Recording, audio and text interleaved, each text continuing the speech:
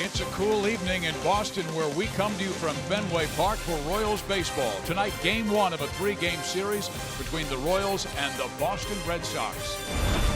Hi, everybody. I'm Steve Pizziak. This is Rex Hudler, and the Royals have won back-to-back games for the first time this year. Hud, what do they have to do to make it 3 in a row? Up here at Fenway Park, they're going to have to really pressure the defense of the Red Sox and score some runs. There's no way around it. You got to outscore them. They've scored the most runs in the American League. Keep the line moving. Love that phrase. That means they're getting hits. If they're getting those single hits, it doesn't matter, long balls. And also, Hamill has got to be able to keep the ball out of the middle of the plate. He's got a great slider. Hope it's working tonight. Get the baton to Herrera. Herrera's been almost perfect this year. That could be your remedy for 3 in a row. Jason Hamill will make his 6th start of the year. He's taking on one of the best offenses in the American League. We'll have his story next.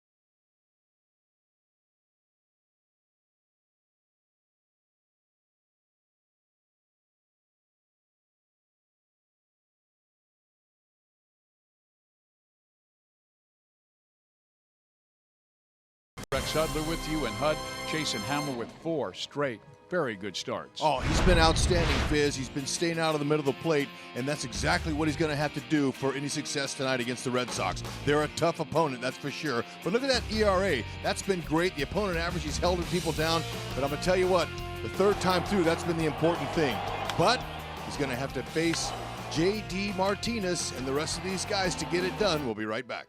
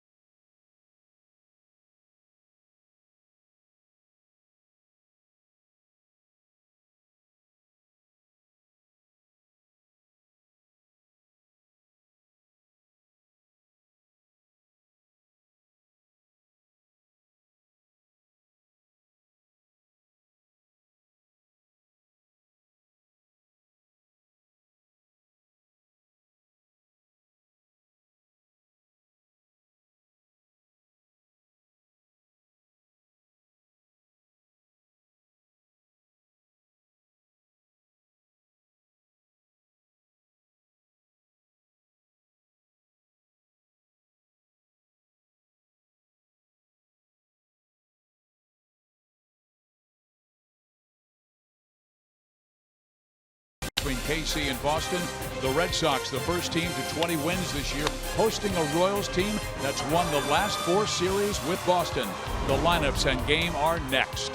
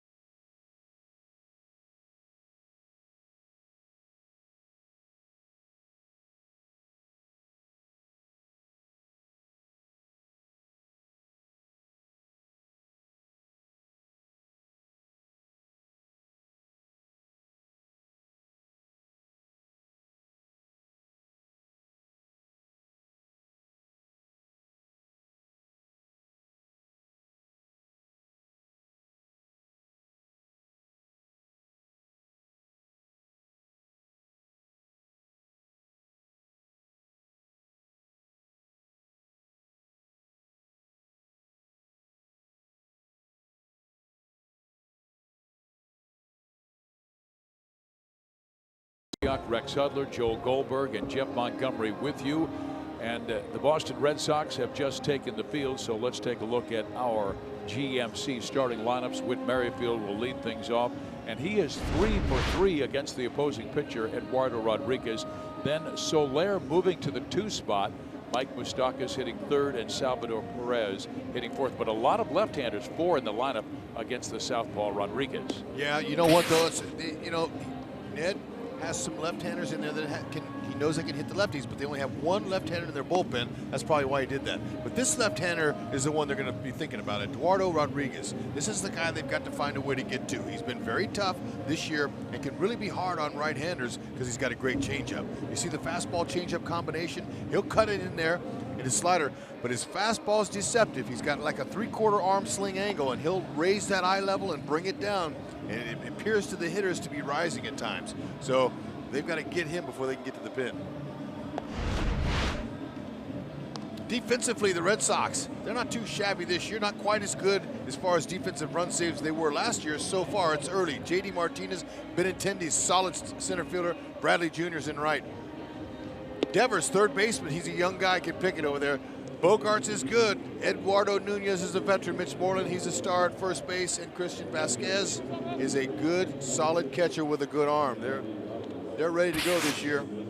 And our umpires, the crew chief is Fieldon Colbreth. He'll be at 3rd base. Behind home plate is C.B. Bucknor and Chris Conroy at first.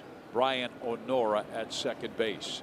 So here we go. The Royals have won 2 straight games. They won yesterday 5-4, and Whit Merrifield had the game-winning hit in the 8th inning. 25-year-old lefty Eduardo Rodriguez, first pitch in there, strike 1. Whitley's saying, ooh, that had teeth on it there. And it's a chilly night. You mentioned a little light rain, as a matter of fact, falling right now. And neither team had batting practice. They'll have to be ready to turn on that ball. Pick something out and get it over the monster. That is lifted foul, and as I told you, Whit Merrifield 3 for 3 against Rodriguez in his career. The Royals have had success against these Boston Red Sox. They have won 4 straight series for Boston. nice if they can somehow find a way to win game one, Fizz, and then I like their chances of getting one of the next two. They'll face nothing but left-handers against the Red Sox. Sale tomorrow and Pomerantz on Wednesday, and another foul back by Witt. Rodriguez, though, has pitched very well. He had his third straight quality start. 3 wins, no losses, and ERA under 3 in that span.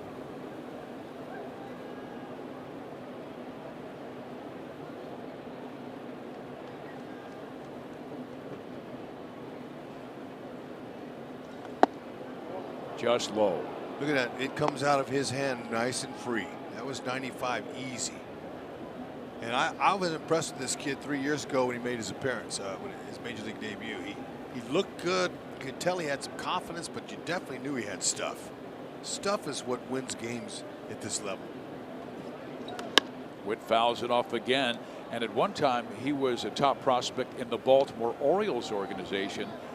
And the Orioles needed a reliever, so they traded and acquired Andrew Miller and sent Eduardo Rodriguez to Boston, because at the time Boston felt they were building. They needed a young pitcher and a left-hander like Rodriguez, and now he's a big part of the rotation. Better believe it, and they got him.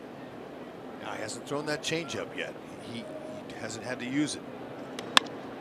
Merrifield loops one to center field, and that's a base hit. There it was. So Witt 4 for 4 against the Red Sox southpaw. Very nice. He had a feeling after all those fastballs in the mid-90s that he was going to try to get a changeup on him, and look at that. That's the only way you hit 88 on the black like that. He served it out there. He was looking for it. Nice piece of hitting.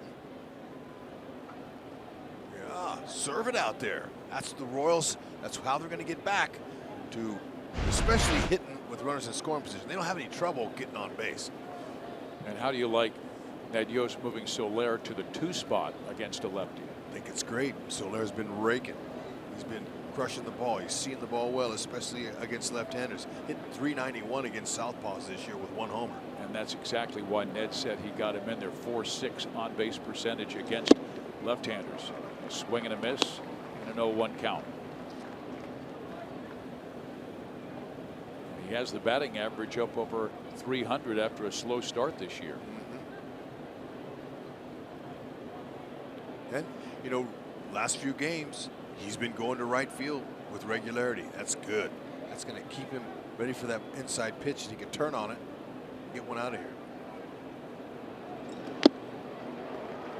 He had Merrifield down 0-2 in the count. Witt fought back and was able to single. You know, the well-hit average against left-handed pitchers. See, now this is part of the new sabermetrics that they're using, and really that tells you a lot to a manager, and he's going to try to put those guys up at the top of the lineup if he can.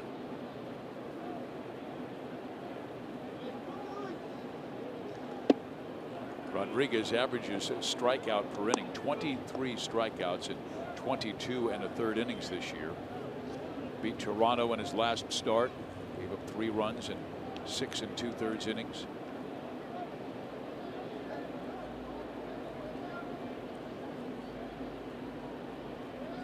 Merrifield with 4 stolen bases this year. Vasquez, terrific accuracy and solid arm. That ball fouled back our way. He's outstanding catch and throw guy, that's for sure. Throwing out 42%. Anything over 30 is really good. Vasquez, he's in his 4th season now as a big leaguer. Yeah, he missed almost all of 15 and 16 because of Tommy John surgery, something that is rare for a catcher. But he was a pitcher, catcher growing up. Soler hanging around. Yeah, like how the first 2 hitters have been battling Rodriguez. Don't give in, don't go easy. And Rex, with so many pitchers now able to throw 95, you don't have to take a full swing.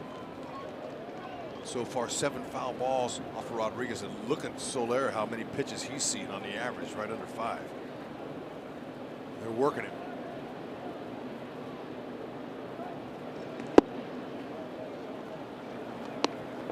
Well, he's gone from 0-2 to 2 balls and 2 strikes on Soler, who leads the club in walks with 17. Rodriguez likes to raise the eye level and use that upper part of the strike zone. Cutters in on right-handers' hands. Lower part as well. He moves that ball all around the zone, keeping hitters guessing.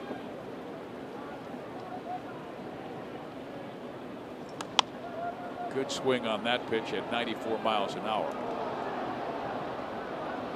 You can see on your screen the light rain, and it's been like that most of the day here. Although early this morning there wasn't any rain and there was a little bit of sun out. Came in, it got cool.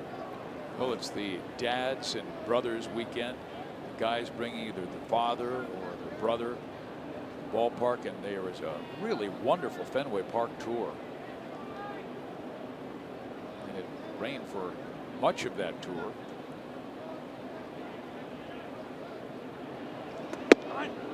Now it's a 3-2 count, so will Merrifield go here, try and stay out of that double play? Nice. Lefty Mike Moustakas waiting his turn on deck.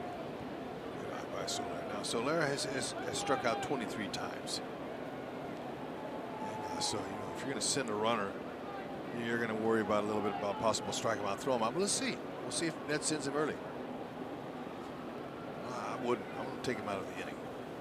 He does not go, and a swing and a foul ball barely struck by Soler. He's pushing that pitch count up, 15 pitches and not 1 out reported yet. Yeah, a 9-pitch at bat. They're working him. I love it. And I'm glad that they didn't send him there, because look, we don't want to strike him out, throw him out, takes you out of a possible big inning here. They're working this guy. Don't give him any advantage here. See if Soler can put the ball in play and send Whitley around the bases here. So far, so good early. Work his pitch count. Hasn't gotten out yet. 15 pitches.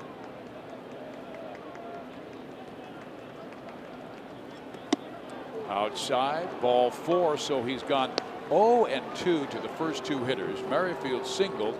Now Soler works his way back in the count, fouls off some tough pitches, and he walks. I can't tell you what that does for a hitter. You milk 10 pitches and you win it with a walk. That helps the hitter and does not make the pitcher feel good. So Rodriguez is trying to mask his disgust, but he's not real happy. See if Moose can make him more uncomfortable. Well, Mike Moustakas has really been hot of late. He's hit in 19 of his last 21 games. Has that batting average over 300. The Royals had him in the 2 spot at times against Chicago. Now he's back in the 3 spot against the lefty. Oh, and he came too far inside, and Mike got hit on the hand. Oh, man. That's not good. Let's see where it got him. Forearm. Better forearm than wrist. Because right there, that's steel. Moose is strong right there on the forearm. You can't hurt steel. So the Royals have Eduardo Rodriguez on the ropes, but you might remember the Royals also had the Chicago White Sox on the ropes yesterday. A bases loaded situation in the 7th inning, nobody out. But a pair of ground outs and a strikeout hurt. But here is our Kubota power stat on Salvador Perez, what he's done the last 6 games at Fenway Park, and he comes up first time, Hud, with the bases juiced. Ooh, man, you better believe that. Salvi stayed. Keep your thoughts in the middle of the field. Rodriguez and Vasquez going to try to cut him in. Try to get him in and up and away, and then try to go soft. They want to tie Salvi up. They don't want him to get his hands extended. They know he can hit the ball and do some damage in the middle of the field. He is definitely a pole hitter. Although with the bases loaded, they're going to play him straight up. Green Monster just 310 feet away down that left field line. And he's going to react naturally to a mistake that's on the inner half and pull it. But his mindset, Salvi's got to be thinking middle to right field. That way he's going to keep him off of breaking his bat on the cutter in. You spit on it, hopefully. Take those, but you don't want those ones way in.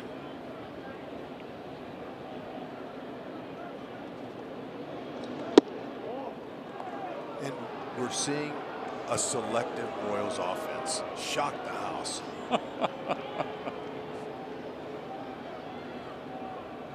Well, they have been a little more patient lately. They've moved from last in walks. They're now 10th in walks, averaging over 3 per game.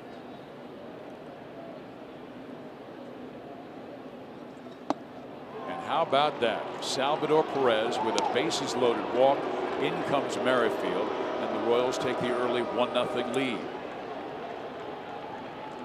First innings fizz can be nightmares for veteran pitchers or even young guys. They're just trying to find their stuff, and the fact that the Royals didn't help him any was nice. Good to see.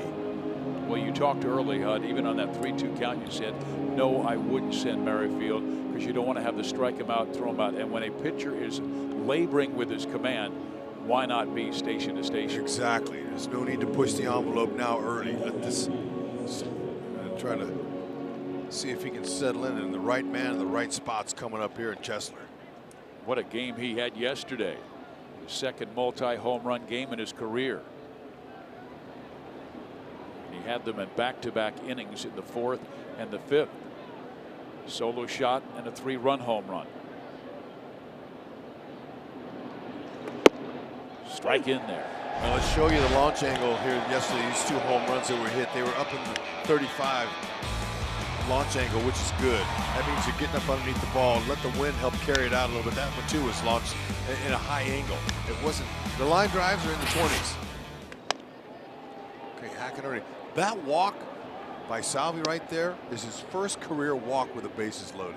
Really? Yeah, that's outstanding. Good stuff, Hud. Way to go. Rain continues to fall here, and how tough is this for a pitcher who's already struggling with his control and now trying to throw strikes in the rain? Tougher to hit than throw it. Inside to Cuthbert. Ball, 2 strikes. Rodriguez not going to get those corners because he's been missing so much. That's just what umpires do. CB Bucknor behind the dish. His next pitch will be his 25th of this inning. Cuthbert swings and misses on the off speed and strikes out.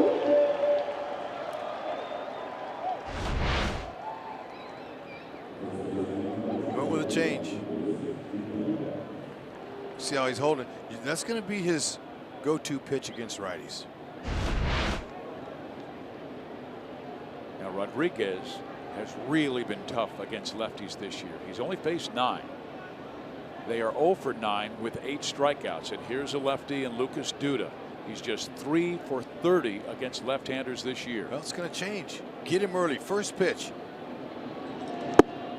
Strike 1. Good spot. You always want to try to throw a strike the first pitch. Of course, Rodriguez having a hard time throwing strikes any count. 3 infielders on the right side.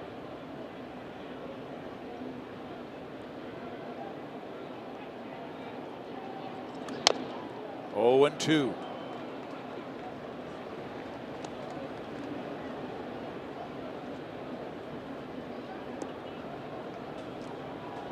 Tell you, don't let him off the hook this early.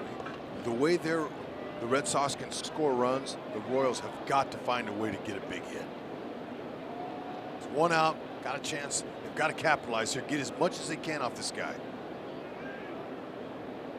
Because he may settle in, they may not have another chance to get knocking it in. How many times do you see that?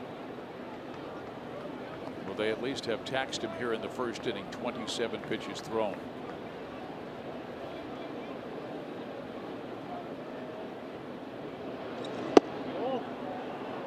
Royals are dead last in batting average with runners in scoring position in the major leagues, only hitting 181. Red Sox, meantime, are the very best. Jason Hamill will meet their lineup in the bottom half of this inning. Good thing he stepped off with his left foot there and didn't go forward, or they had called a balk on him.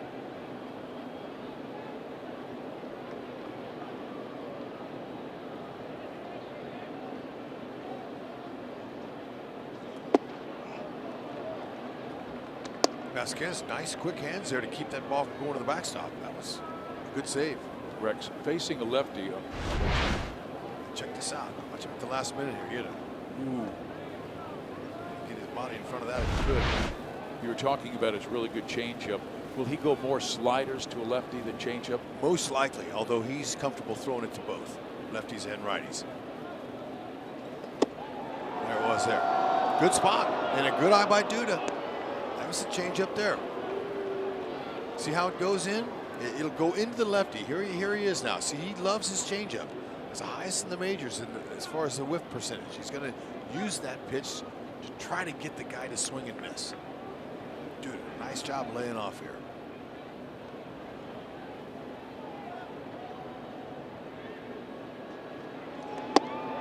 Ball 4 inside, another bases loaded walk. Soler will score and the Royals go in front 2-0. Bluebirds come out here in Boston happy with Rodriguez's start. Great take. And you know, I've never seen a Royals offense, at least this year, do this in a first inning. 3 walks. That's hard to get 3 walks in the whole game. Not only that, but the way they battled back. Remember, Merrifield and Soler both were down 0-2, fouled off some tough pitches. Now John Jay. Strike 1.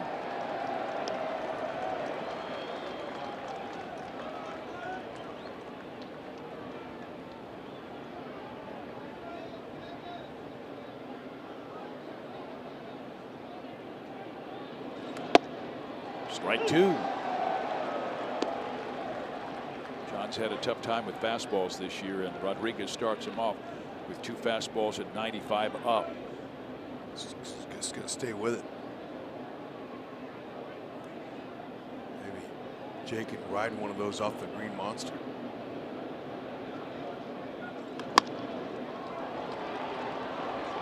And bobbling the ball at second base is Nunez, and everybody's safe. Moustakas scores. It's 3-0. Slick, very slick conditions. Nothing against Nunez there.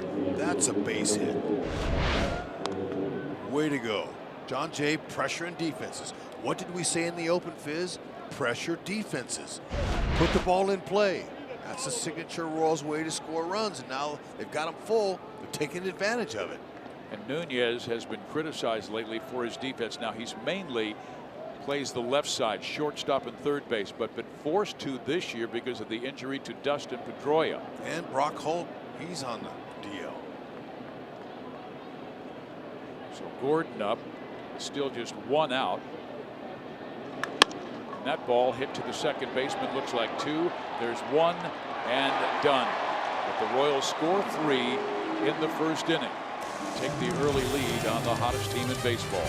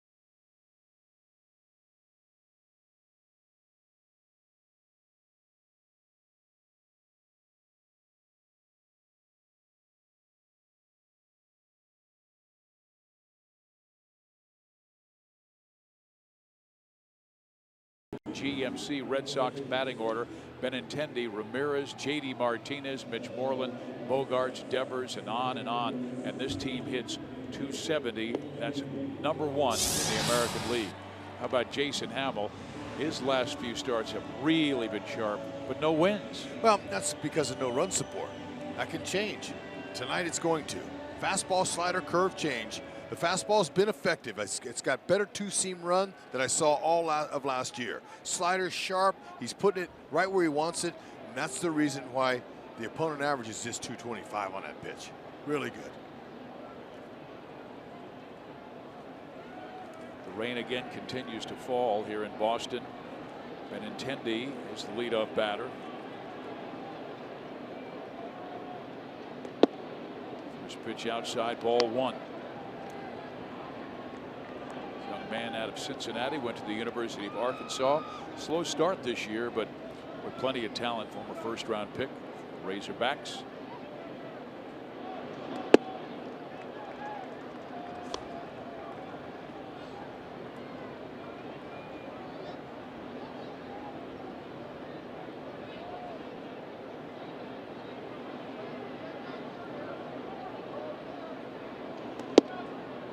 Strike in there.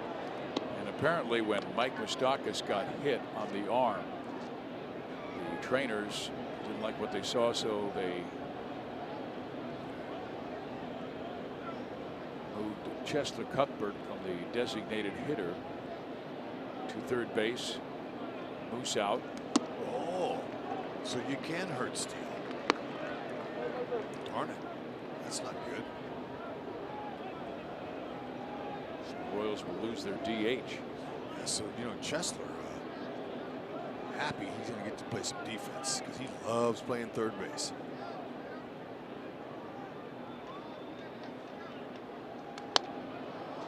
Fouled off. Benintendi, he's a nice looking young player. Plays with energy, controls the bat. Go left field, center, right, wherever it's pitched. He was looking to drive there. See what Salvi puts down here. That ball stroked well, but John Jay played it perfectly and makes the catch for the first out. Ball was squared up. A Royals defense forward around the horn. Alex Gordon plays as good a left field as there is. You can't play any better. John Jay in center. We saw him. He's right there. Jorge Soler, tough job in right to play at Fenway here. This is tough. Duda at first, Merrifield, Escobar, Cuthbert, Salvador Perez. Yeah, I talked with Mitch Meyer before the ball game, who is our first base and outfield coach, and I said, which area is the most difficult? And he said, Steve, I played them all three, and right field is horrible. And I can second that, having a chance to play out there myself. Here's Hanley Ramirez, and he goes to right field. Soler is coming in, still coming in, and makes the catch. Great concentration on that one, especially when a big power hitter like Hanley swings. Your first step, you're inclined to go back, but now he's got to come in and fight the raindrops. When you're coming in full speed, that visor doesn't keep the rain from blocking it. You got to focus. Nice play. Rex, you said you played right field in this ballpark. What causes problems? Oh, because it's so big, to the left, to the right. Mainly, it's the line. It's the foul area in the line area down there. A lot of triples in that area. Yeah, how the wall it cuts back and goes deep. It's just a weird angle. It's very, very big. You got to run a long way to your left or to your right. It's like playing center. Yeah, it's only 302 down to the pesky ball, but look where it goes to 380. This is the toughest part of it, right down there. That's the hard part. It goes so deep back in there. You never know. You can't take your eye off the ball. You got to keep going for it if there's anything close to that corner. And then if the ball is hit down the line and it's hugging right here, that really, really presents issues.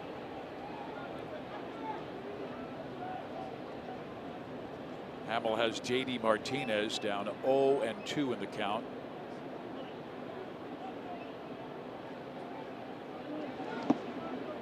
There's that slider in the dirt. JD we had a chance to watch a lot of with the Detroit Tigers. He really turned his career around there after being let go by Houston, picked up by the Tigers, and became a real star. Sent to Arizona last year before the trade deadline, and now signed to a long-term deal with Boston.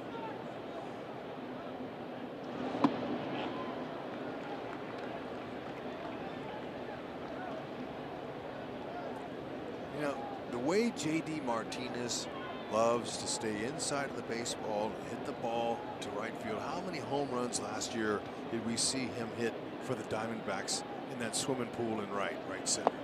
And I was a little bit surprised that the Red Sox were so hot and heavy on him with the Green Monster, where a pop fly goes over the fence when you pull it, but he's not a pull hitter. I just was kind of wondering why they. And then I thought for sure that this would be a place for Hosmer, because Hosmer goes to the opposite field. He would be playing ping pong off of that monster. So just interesting how different organizations, what they look for in players. And J.D., of course, coming off a fabulous season, hitting 45 home runs last year and driving in over 100. But the dramatic thing, Hud, is how you go from being released to being an all-star. Well, he performed when he got to the Red Sox. He produced, and that's, excuse me, to the Tigers. When he went to the Tigers after Houston, he produced. Cuthbert just does get him. Nicely done. And Hamill gets the side in order. We'll head to the second inning with the Royals leading 3-0, but Alex Cora says not so fast. Good hustle by J.D. Martinez, but that's a tough play by Chesler. Chesler makes this play in his sleep. Ooh, I don't know. That kind of looked like a tie. They said no. We will go to break. Royals lead by 3.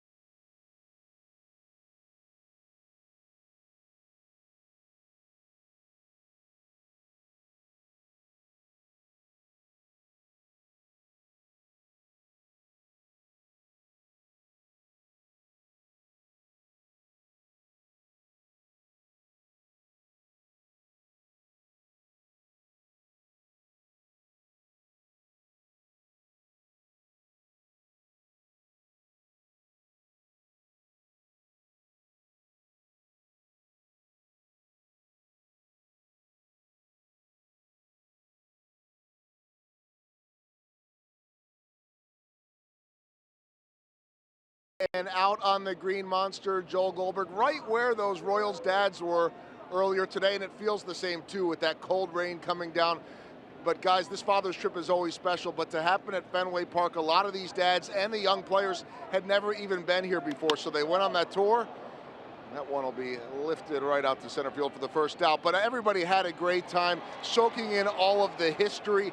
Tomorrow, guys, they'll get a chance to take batting practice, maybe take aim for the Green Monster out here. They went underneath and inside the Monster.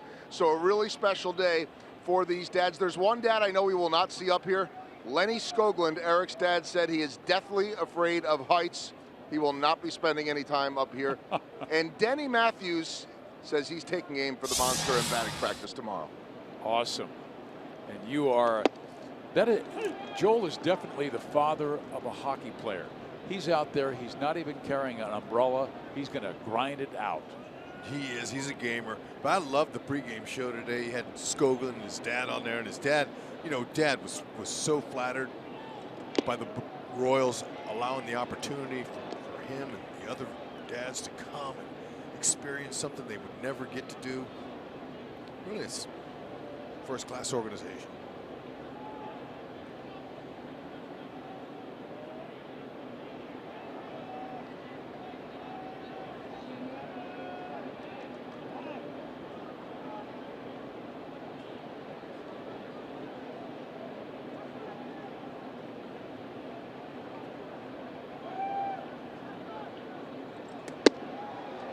That was a good off-speed pitch, and with Merrifield reaching for it, swings and misses and strikes out. So 2 out here in the second inning, and we received the information on Mike Moustakas, who was hit in the right forearm by Eduardo Rodriguez in the first inning and received right lateral forearm contusion. This was the moment in that first inning, and he is being taken for x-rays. He did stay in and did score a run, but then Nick Kenny decided to take him out. It's a ball that's rolling past the pitcher, and Soler will be safe. Nicely done. Right when that ball squibbed, from our excellent view up here I could see that ball kicked away from the pitcher. And that's what got him the hit. Watch it if you can see it from here. Watch. First bounce. See the first bounce? With that spin on it, it kicked it towards the first baseman, and that gave him that hit. And we've seen Soler cue a few in the last few games that have had some English on that ball that's helped him. Good hustle. So Abraham Almonte will be hitting in Mike Moustakas' spot.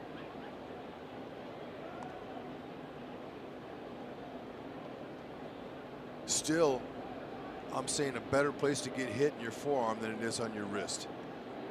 Way too many small bones there and not enough meat around, so hopefully he'll be fine. It'll just be a bruise. Almonte, switch hitter, batting from the right side.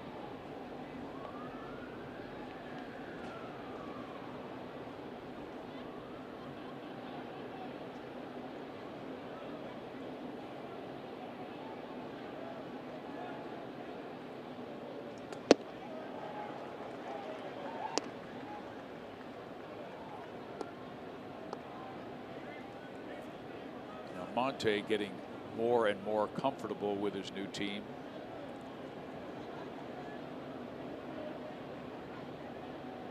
You look firm. You can look firm pretty much with Rodriguez. He doesn't have a big, slow breaking ball. Cutter slider. Perfectly located fastball on the outside corner.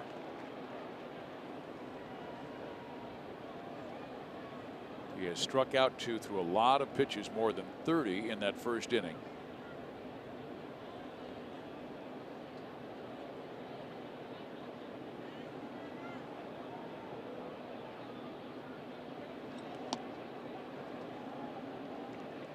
Seems like he's really having a difficult time getting a feel for his changeup, and as you talked about, that has been the equalizer against right-handed hitters this year. But maybe because of the moisture, a lot of his changeups have missed badly. It's tough evening. Now, it is a little bit easier to throw a ball than it is to hit it. I'll tell you that.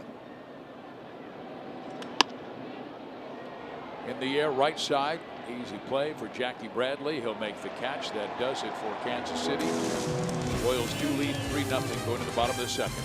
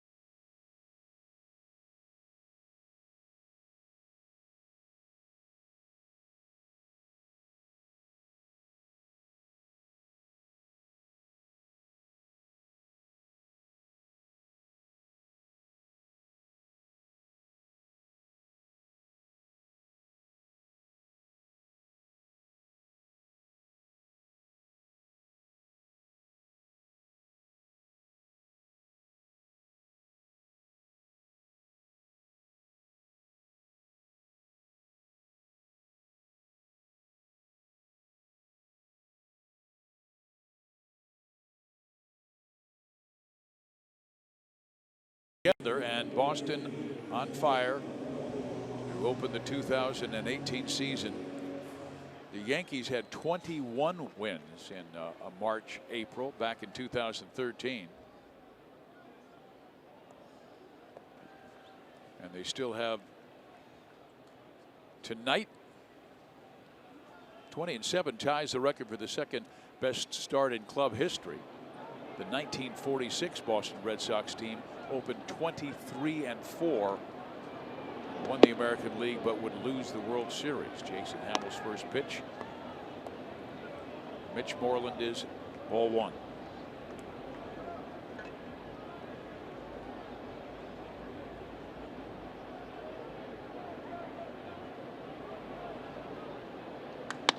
That ball is struck well. And Mitch Moreland hits his third home run of the year.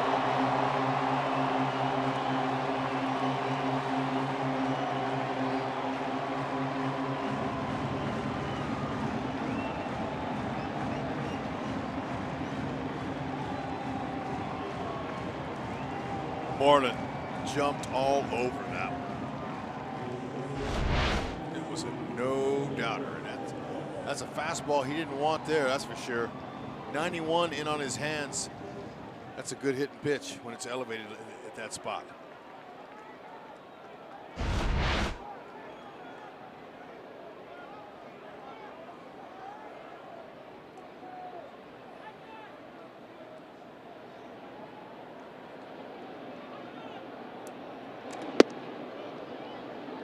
Xander Bogaerts now the batter. He just came back. I mean, this is one tough kid. You talk to the Boston Red Sox and they can't believe what happened to him. He broke his left ankle, only missed 18 games, and he came back on Friday, and what has he done? Well, he's gone 8 for 18. Good slider by Hamill. Who can hit? You know, he might be built like Escobar. You know, they call Escobar the shark because he's all cartilage. That's right. You just can't hurt him. But you know, yeah, he struggled a little bit last year, but he's back this year, really working on keeping his swing short. A lot of room in center field. That's the deepest part of the ballpark. You can see that John Jay was retreating to. It's 420 to right center field. It's shorter in dead center. It's deeper in right center. All the quirks and weird configurations here at Fenway Park with the big garage door in center field, the ladder in left. Love this place. There's a lot going on. Good news. Well, there's Alex Gordon said, you know, you go back and you think the ball's going to come off the wall solidly, and then it clangs off the ladder and ricochets off into left center. You go, holy cow. Yeah. Is this arena ball? Yeah, and line drives go clank. You can hear them. You know? You can hear them off that wall there. Off the scoreboard side. Do you have the funniest moment in this ballpark? You played here a long time. Yeah, I had some time on the wall. Funny moments, well, how about just nerve-wracking moments? Because playing left field there, you're nervous. And, you know, going back, my glove got caught in one of the squares one time with a scoreboard there where they put the squares. I couldn't get my glove out. Question for you. Why is Alex playing so deep? Wouldn't you play further in because anything over your head is going to be off the wall? Well, he can, if it does go off the wall, he can pick it. He can catch it before it even bounces. That's why he's so deep. And he'll throw him out at second.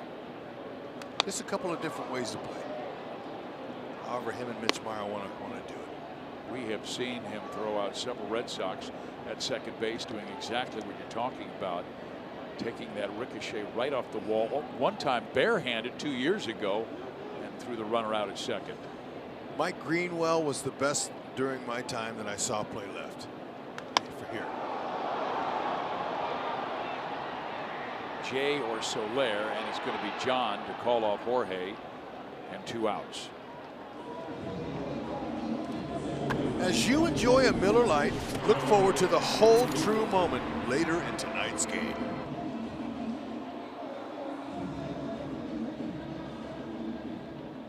Now Eduardo Nunez, they picked him up from the San Francisco Giants, the trade deadline last year, and he had a solid season. I mean, he hit .308, with San Francisco and then came to Boston, hit .321 with 8 home runs.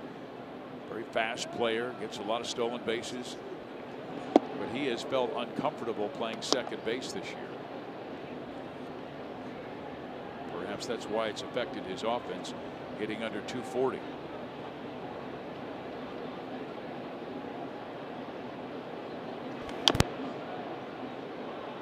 Ball, 1 strike.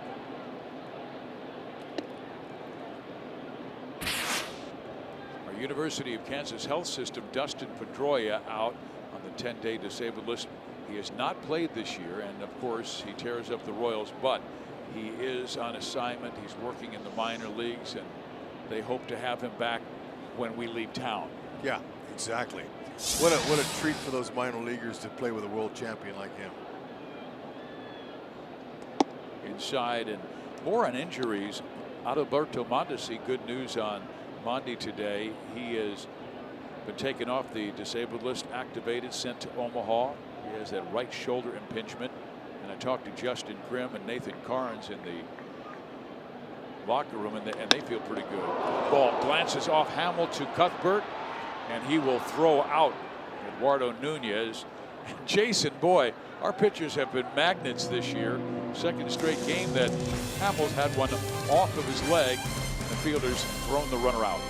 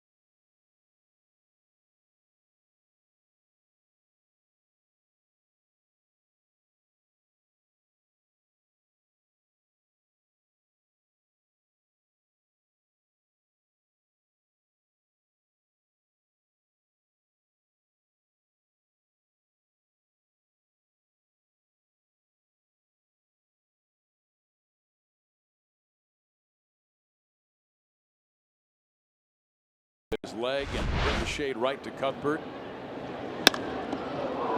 Yeah, I mean, could have been worse. Like that left ankle. Yeah, it's in all right. Kick save. Yeah, well, you know what he was saying? I can't believe we got an out of that. Because lots of times when it hits the pitcher's, any part of his body, I would say a majority of the time that hitter's going to get on base. Now Salvador Perez, who walked with the bases loaded to drive in the Royals' first run.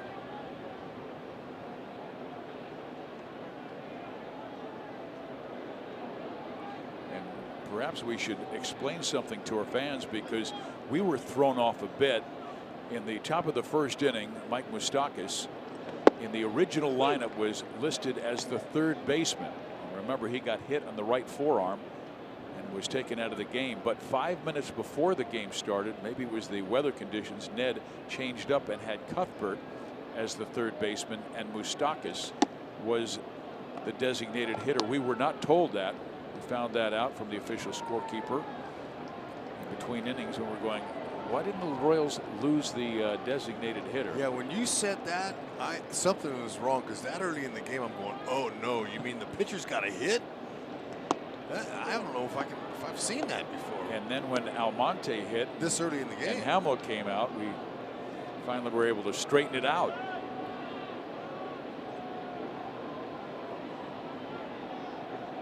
See if Salvi can get him a pitch. He wants to pull one. He had a good swing and a fastball at 95. Maybe a little too hard in the swing. Sometimes when you overswing it, it takes you out of it. See his head pull there just a tad. The fastball had some run into it as well.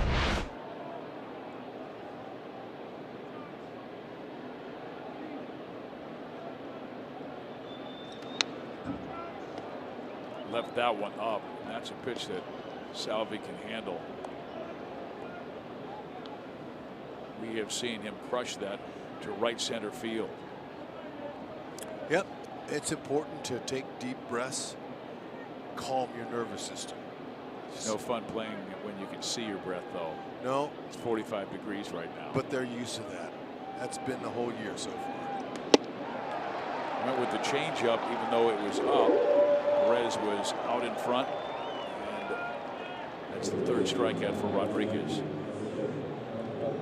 May the 4th be with you, Royals fans. Join fellow Star Wars enthusiasts this Friday, May 4th, when the Royals host the Tigers, and you can buy your theme ticket in order to receive a custom Sal Solo bobblehead and bring the whole family to the K dressed as their favorite characters. Seats are limited. All you have to do is visit royals.com/theme tickets to purchase your ticket now.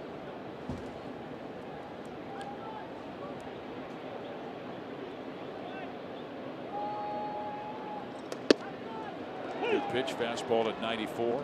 And we've got good news for you on Mike Moustakas. The x-rays were negative. He is day-to-day, bruise on that right forearm. A contusion. Cuthbert to right center field. And it's Benintendi for out number 2. If the Royals hit a triple in tonight's game, Kansas City Honda dealers will make a $1,000 donation to the Kansas City Major League Baseball Urban Youth Academy. Love that.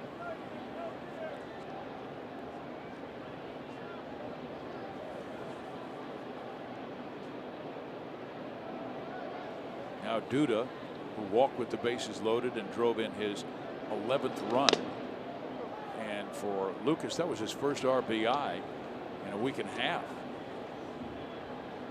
I'll take it any way you can get it. Because they're definitely going to try to get him on the shift.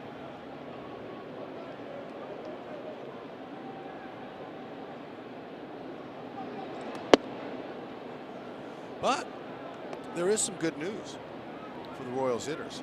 They've been beating the shift 55% of the time this season. That's second best in the majors. How about that?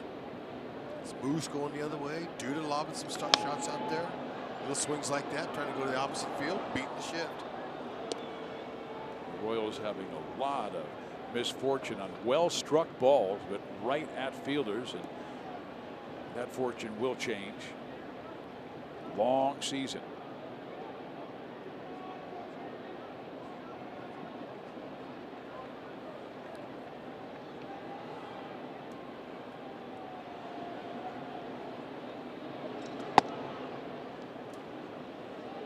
Next pitch will be the 60th by Eduardo Rodriguez, and half of those came in that first inning. He faced 8 batters. 3 scored. Royals lead at 3-1. Duda pops it up left side. And finally, the left fielder Martinez will call off Devers and make the catch.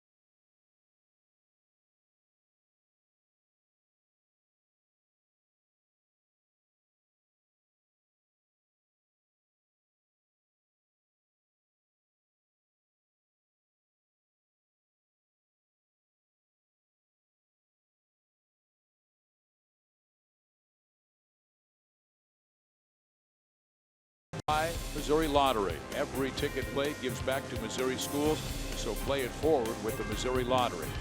And by Chevrolet, the most awarded and fastest growing brand the last 4 years overall. Find yours at your Kansas City area Chevy dealers. 3-1, Royals have the lead, scoring all 3 runs on a wild Rodriguez in the first inning. Here at Fenway Park, game 1 of a 3-game series. And Hamill to face the bottom of the order, Bradley, Vasquez, and then back to the top, Benintendi. Bradley's got a good friend who plays for KC. That man would be the Royals second baseman, Whit Merrifield. They are good friends, played baseball together at South Carolina. And Whit tells a story that Jackie took his job. Well, Whit was just moved around.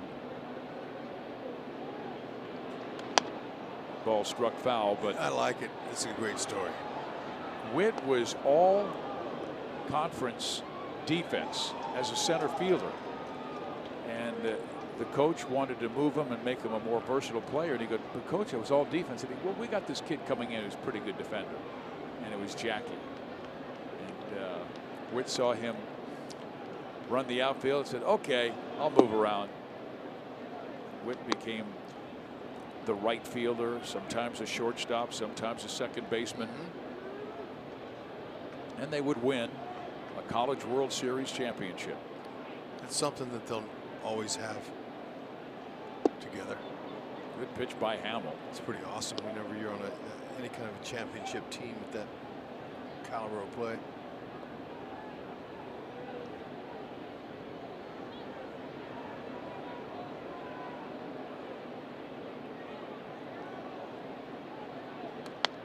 Fouled off. And I expected to see more of Bradley in center field for the Red Sox because he was there last year and plays a wonderful center field, but they want to give a look to Benintendi, and Jackie moved to right. They also are without one of the best players in the game, Mookie Betts, who came out of the game the other day with an injury. The ball hit sharply. Duda has it. 1 out.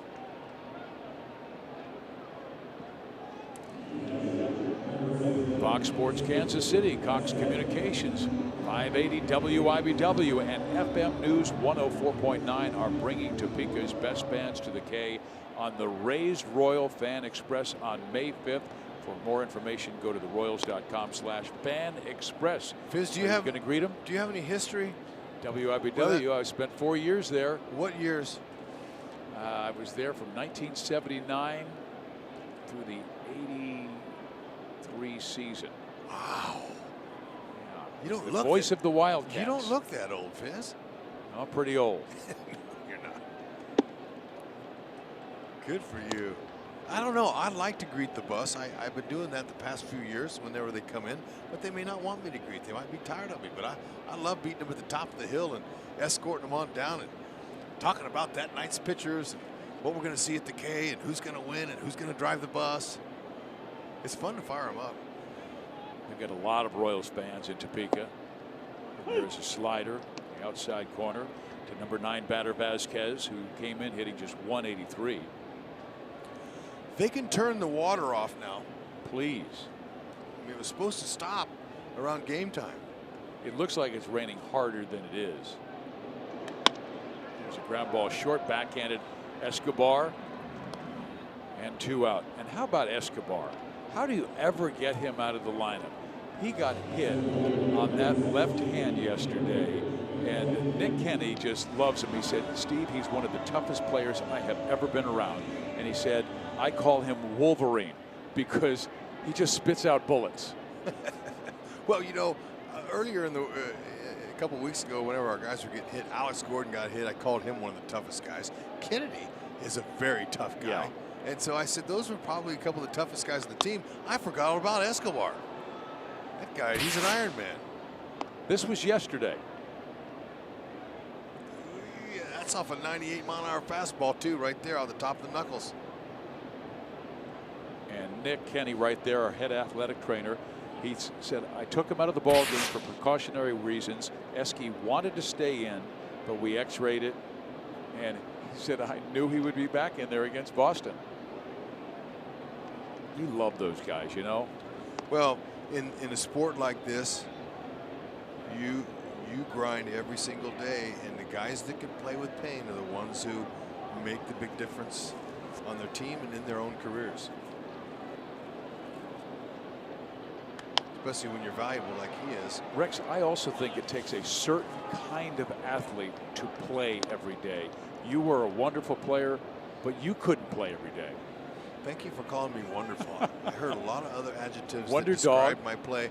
I was a part-time player, but you know, Fizz, I remember my mother, about 10 years into my career when I got to the majors, she said, you know, accept your role, son. Accept your role, you'll play longer. You're a maniac out there. You're going to break your neck, you're going to break your leg, playing every day. Just accept your role, and she was right. Nice play. Oh, good try, though. That should be a base hit for Benintendi, who really runs well. We've seen Whitley make that play, though, before, and I thought he got it to him, but just pulled Lucas off the bag. It is a hit. Now, you know, those screens in front of the dugouts save more errors nowadays, and, you know, they're never used to have those screens in front of the dugouts. This is going to hit the screen, you know, to protect the players from foul balls, and you see them now save so many errors. It's a good try. It's wet, very difficult fielding conditions. Now a guy that Jason Hamill has had a tough time getting out, Hanley Ramirez. The fly ball to right his first time up, 0 for 1, but 9 for 20 against Hamill with 1 home run. Good start for Hanley, but good start for Boston. No, Benintendi, he'll steal. He's the one Red Sox that's stealing the most. He's got 5 for 5. Hasn't been caught yet. In these conditions, would you? I'm not going to go, especially when you're at the top of this order. And with the way these guys can swing the bat, why would you risk it? Especially with 2 outs. Extra base hits happen here with regularity. Ramirez, J.D. Martinez, Moreland, why would you take a chance? You're down by 2. I wouldn't send him, but just one. Hamill thinks he could go. He's throwing over there.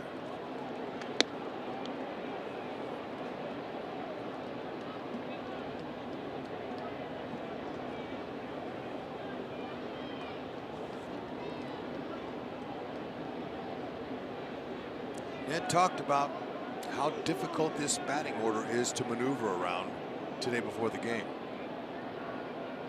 He said they give you headaches. Base hit right field. Benintendi, excellent speed, and there's that problem down the line, and the ball got away, so this could help out the Royals. If this is ruled a ground rule double, then Benintendi must go back to third.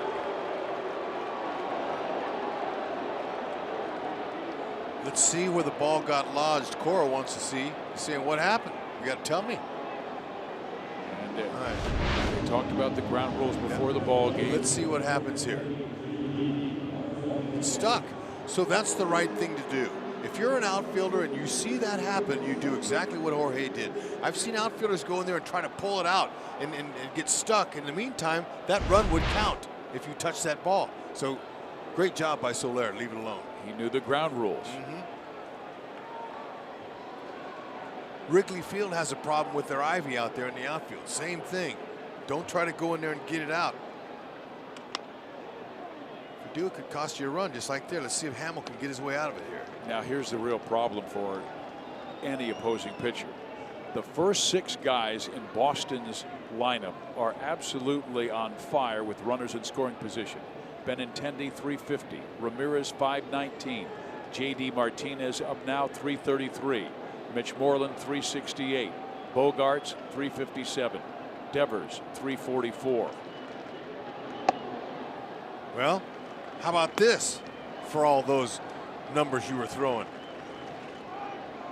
He had drive to success. Jason Hamill is one of the better pitchers with runners in scoring position in this month of April. They don't hit it hard, Fizz. He's been getting soft contact. Make the pitch right here. Get out of the inning. Yeah. Good fastball, perfectly located inside corner to Martinez. 1-2. Don't give him anything too good. See if you can get him to swing out of the zone. Be a big lift for him and his team if they can leave those two stranded.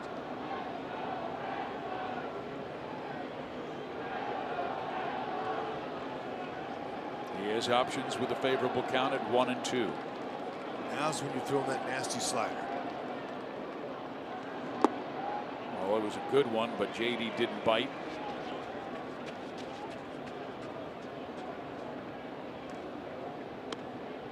See him? Had his bottom hand. He's motioning, making a motion to stay inside of the ball. That's what he does. This guy's a visualization guy. He loves to study the pitcher before he goes to bed, and he visualizes at nighttime in his sleep about seeing the ball. Seeing it out of his hand. Another slider, and now a 3-2 count.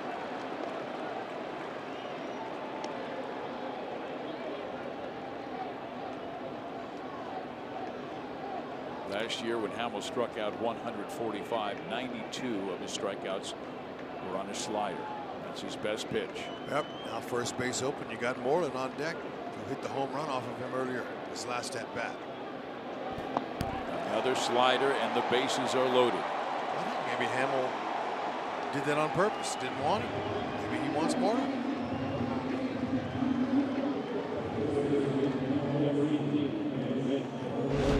Check out the last time Moreland came up. He got that 91 in on his hands, and that StatCast will show you the launch angle 30 degrees. Anything 35 launch angle, that means it's ball was hit higher than the other ones. And the one in the mid-20s is the line drive shots. Look at the number with runners in scoring position. He had been quiet before the home run. He'd been 0 for his previous 13, and Jason starts him out with a first pitch changeup. He doesn't throw that pitch that often. Got it in there for strike one. So we're throwing that 3% of the time this year.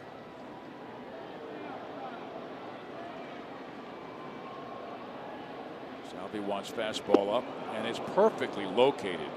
Oh, man. Yeah, Hamill knows. I think he had an idea that he didn't want JD Martinez to hurt him, and he could pitch to this guy. Excellent job of change up first, fastball second to raise the eye level. Would you stay with the high heat? Make sure it's high, don't miss. Make sure it's up there, he might pop it up. Or Salvi wants him to shake. Drop the slider on him. He wants it up. Slider low. See, the reason Salvi at first put his target up high, that's because Hanley Ramirez is at second base, the runner, and he's looking in there, and sometimes the runners will give location to the hitter. They've always done it, and they always will in this game. And it's so simple to do, that's why they'll keep doing it. You look one way or the other, or look up and look down, depending on what they want to do, and that tells them where they're trying to pitch it. Now he went with a high fastball, and that will even the count at 2-2. Does not want to go 3-2.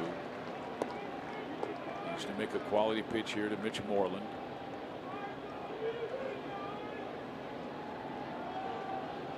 It's a big part of the game right here. 25 pitches thus far in this third inning.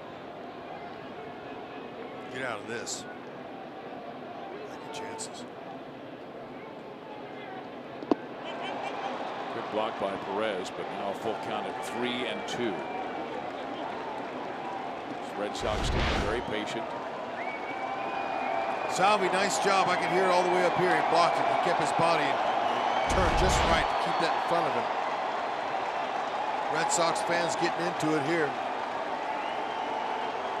Only one way to quiet him down is to pop him up. Get him out.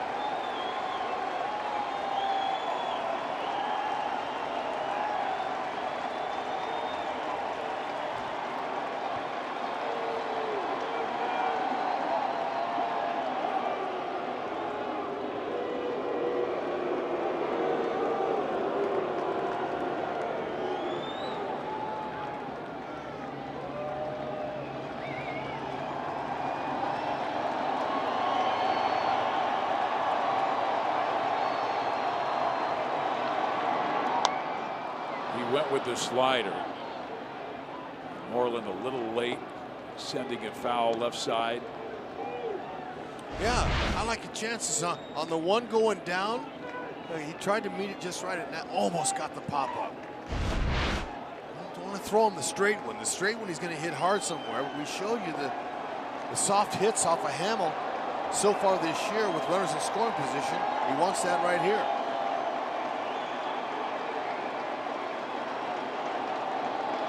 Make a pitch. Another good pitch. That time he may have hung the slider, but it was up enough where Moreland couldn't stay on top of it.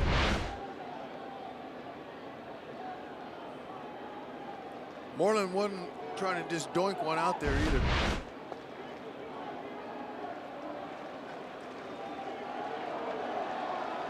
Taxing inning for Jason Hamill. Bases are loaded for Boston. Royals lead by 2.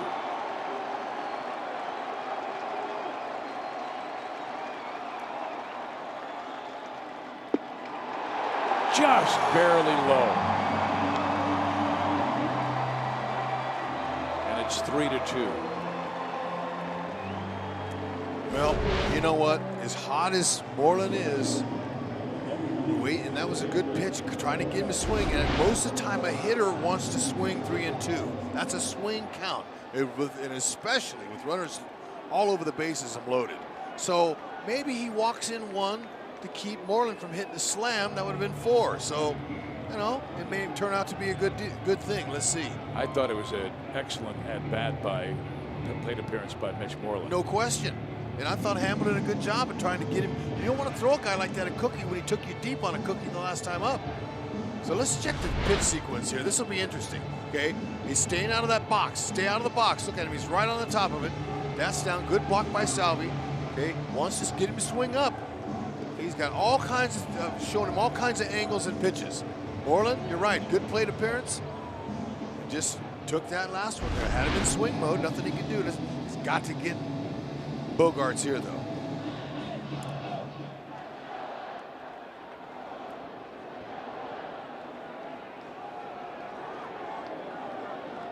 Bogarts with a long fly ball to center field. His first time up, John Jay went back about 400 feet. 400-foot area in deep center field to make the catch. Ball 1. Okay, it's not going to get any easier. You mentioned all the numbers that these guys, the first 6 guys have in the order with runners in scoring position. And versus right-handers, Bogarts has not been an easy out.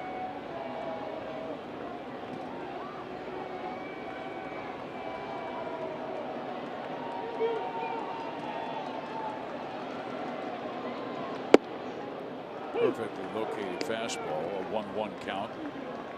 Bogarts still a very young hitter, 25 years of age, out of Aruba. Ramirez now at third, Martinez second, Moreland first. Royals lead by 1. They scored all 3 of their runs in the first. Home run by Moreland, and now a bases loaded walk by Moreland has made it 3-2.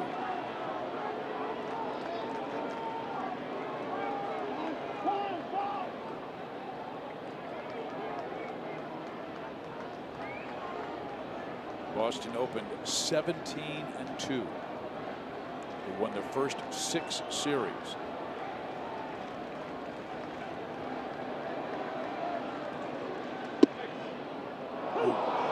Salvador Perez did a great job framing to get that strike. Yes, that helped a lot, but a little delayed call by home plate umpire C.B. Bucknor. Salvi gave the illusion like, yeah, look, and Bogarts is saying, "Come on, CB, call it when you." I thought Sal sold it pretty well. He did. But CB waited until he moved it, then he looked and saw it, called it a strike. Oh, that was tough to take. Jason Hamill even had a look on his face like, man, can I get him to bite on that slider? Hamill's doing the best he can with some hot hitters in the middle of their order here, negotiating his way through this lineup here. It takes some time, and not going to get on him about the tempo or because he's thinking here. He's trying to get the out. That's too bad. That didn't stay in. But He's trying to maneuver through.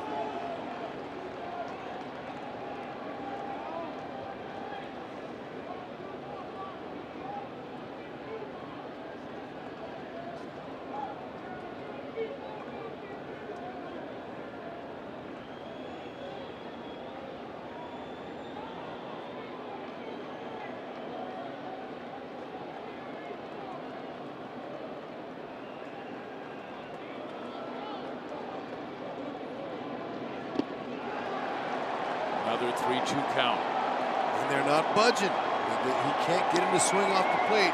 He's going to have to take his chances here.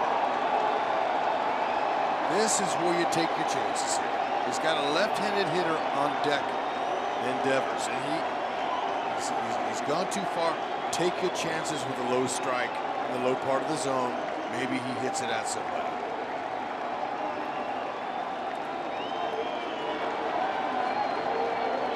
Comes a point where sometimes you just got to say, okay, here. Another good slider and another foul off, where they are getting rid of every single tough pitch that Hamill has thrown. And Jason with a ton of pitches in this inning, over 30, and 7 already to Xander Bogaerts. Jason, though a veteran. Watching Coach Cal Aldred. Wants to see it end right here. And that ball is struck well down the left field line. And it's a grand slam home run. The 8th pitch.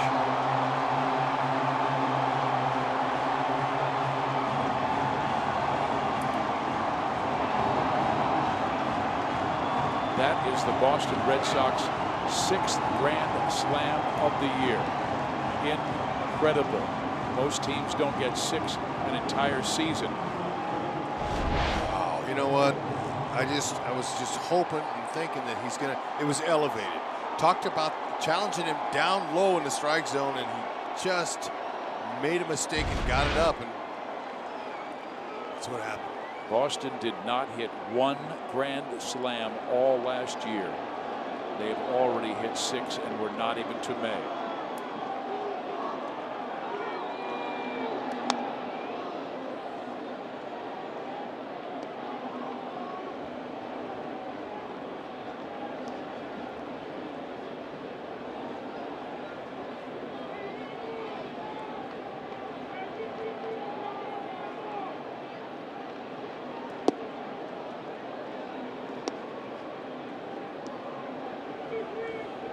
Their understanding of the strike zone is very impressive.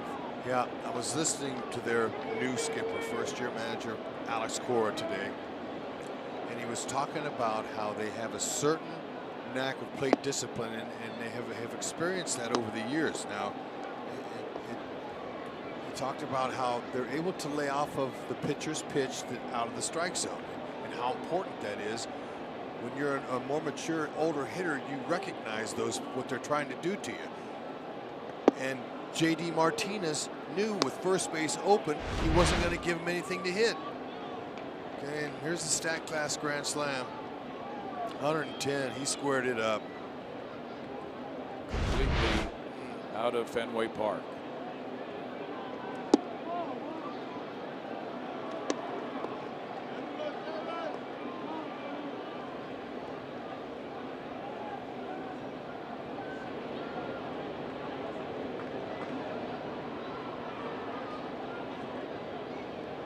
.42 pitches Jason has thrown. 43 is a ground ball and of course foul. Boy, that has to be frustrating. It all happened with 2 out. 2 out, nobody on. Infield hit by Benintendi.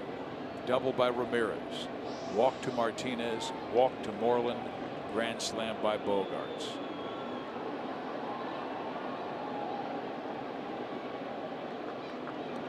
And strike 3 call. Devers is done. Hamill can't believe what happened after 2 out.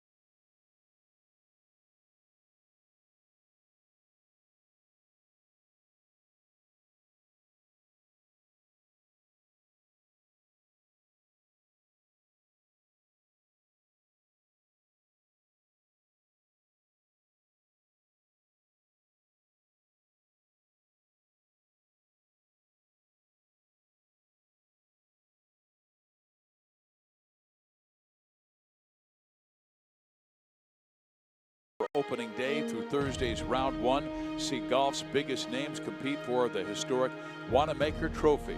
Visit PGAchampionship.com for tickets. Beautiful course.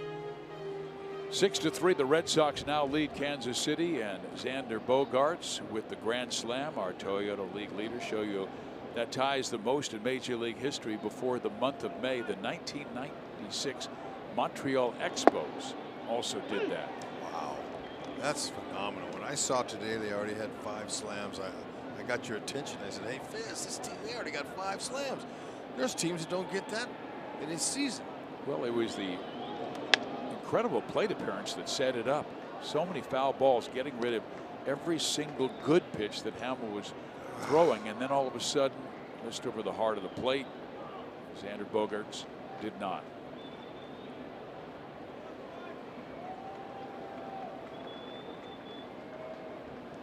You know, to be able to be locked in on this rain too that's coming in, I tell you about the concentration of a hitter.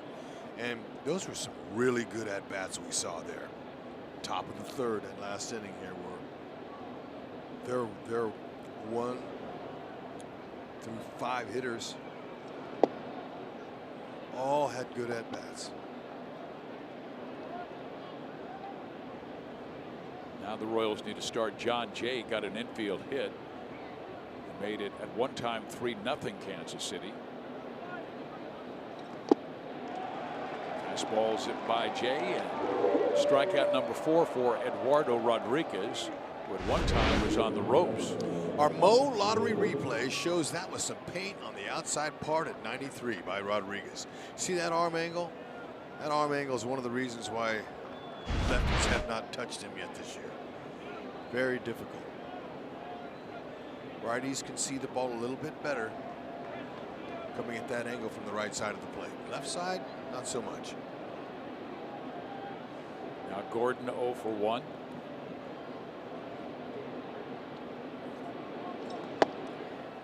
There's a fastball for a strike. You were talking about that great changeup that Eduardo Rodriguez throws, and his hero, and his father's hero actually, was Johan Santana, the great Venezuelan pitcher. And he grew up idolizing Santana, and then finally met him in Florida a few years ago, and Santana taught him the changeup, how his grip was. He worked on it, and now in the big leagues with it. Oh, there it was there. Gets the hitter to pull off, just like Alex did. Change speeds, get the hitter out in front. See Alex, see that long swing? That's not a long swing, that's a fooled swing. And it happens on a nightly basis with any hitter. That's what it's all about. Disrupt the time. Came too far inside with that off-speed pitch and clips Alex. Again. 3rd time this year. 3rd time in a week, I think it's been. He's been hit all 3 times. Alex does the right thing. You see it coming at you. What do? Turn to the backstop. Let it hit your back.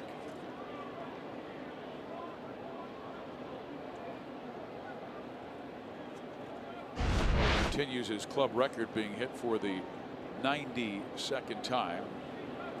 14 more than the next closest, Mike McFarland. That's a lot of bruises. Yeah, it is. Now Escobar, flied out to center field his first time up. First pitch misses inside for ball 1. 2 Royals have been hit in this game. Moustakas had to be taken out because of a right lateral forearm contusion, bruise on that. He is day to day. The Royals did have x-rays on Moose, negative. There's a strike on the inside corner to Esky. Lateral forearm contusion.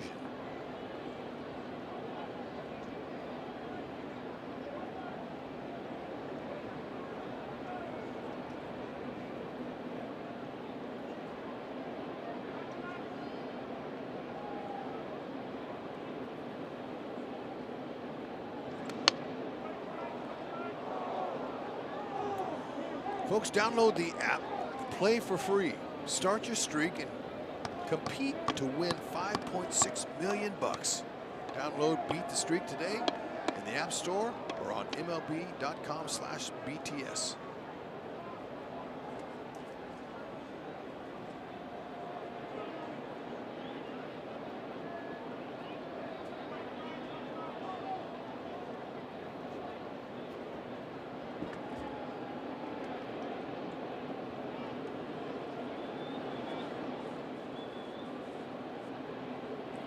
Cold and rainy Monday night in Boston. Better weather tomorrow night. It's supposed to be nearly 80 degrees for our Wednesday afternoon game before we head back home. And Escobar with a drive to left, and Martinez will watch it go over his head. Gordon racing for third, and they're going to send him home. And then Escobar's double will draw the Royals to within 2. Nicely done, Esky. Good level swing. Let's see what pitch he picked out. Shaking his right hand. Maybe he didn't get it the way he wanted to. Heater, 92 on the inner side of the part of the plate.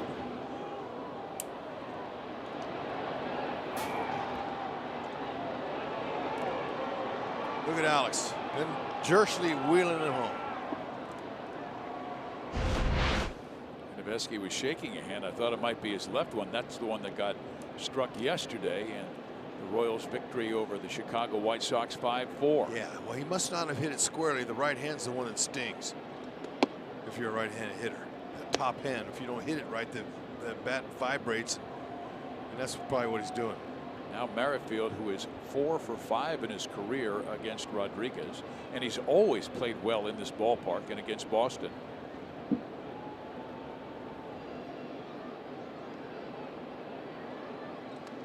All 3 of his home runs have come off of left-handers. Yeah, and you know, Escobar's talking to Nunez there at second base, and I guarantee you they're talking about how frio the weather is, how cold, mucho frio. They're saying Nunez got his hand in his pocket, Escobar breathing out mist and shaking his right hand. I guarantee you they're saying. And they just said the same thing you did. It's supposed to be 80 on Wednesday. Teasing with Merrifield upstairs, 2-1.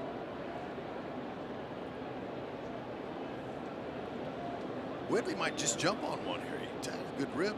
Well, he's hit a home run in 4 of his last 6 games at Fenway Park. Yeah, you know what? Rodriguez has given up 3. Get him right back in it. Right here. Well, they're in it now. Royals would take a single right here. And that ball stroked well to left field.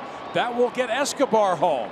And the Royals draw within 1. A double by Merrifield. Yeah. Now he gets underneath that. That's a monster homer.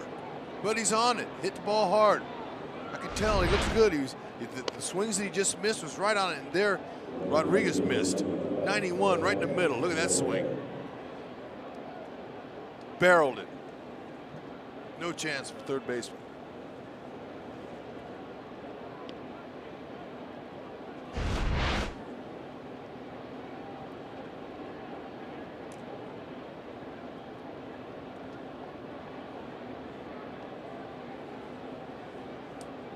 Soler has been on twice with a walk and an infield hit.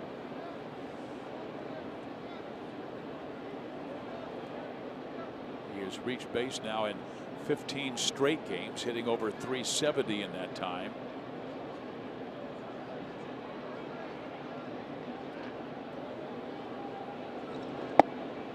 Ball 1. After that taxing first inning for Rodriguez, you wonder if he's fatigued a little bit. Maybe he will make a mistake over the heart of the plate. I mean, right-handers already beginning to throw in Velasquez. I hear you, Fizz. You know, we complimented the Red Sox offense 1 through 5 in the 3rd inning where they scored all those runs. But the off speed. The Royals have had much better at bats tonight than we've seen all year. This is a team that's been patient. They've been working the count, being selective, drawing some walks.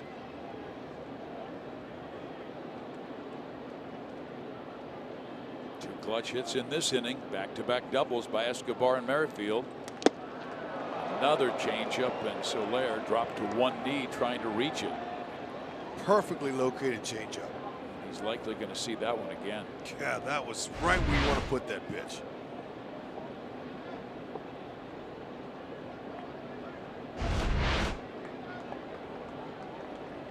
Maybe he'll make the adjustment, say, okay, if he throws that again, I'm just going to send it to right field. Yeah, he's not going to throw that again. He's going to make a mistake. That's what a hitter waits for. Just like Whitley took that one. Fastball up. Yeah. To set up the change. It's possible. That's how they like to do. Hard in, soft away. Don't always do it that way, but that's what that pitch is purpose. Especially if you're ahead of the hitter, they'll waste a pitch or two to set up the next one. Smart catchers, that's what they do. Change up coming here, most likely. We'll see.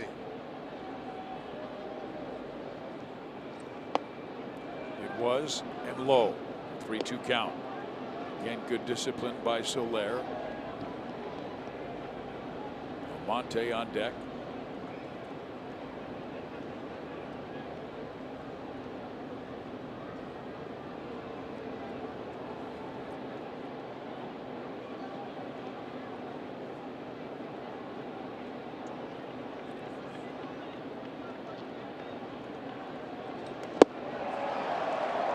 Changeup swung on and missed. 2 out.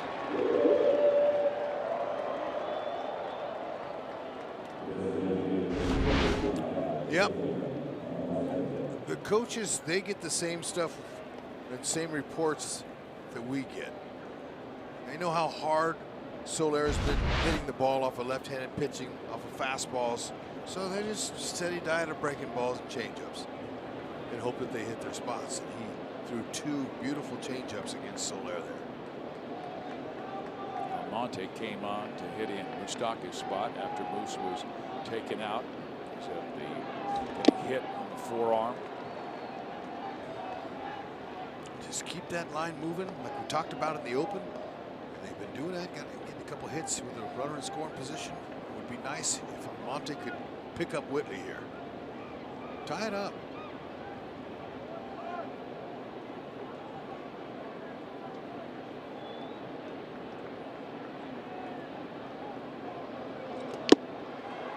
He's going after Abraham with nothing but fastballs.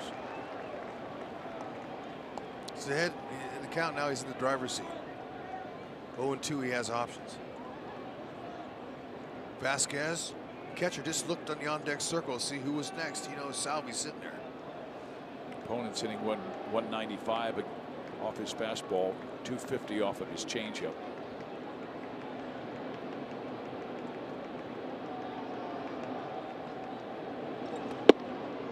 Stayed with the heater, and it looked like Vasquez wanted it up, and he kind of yanked it in.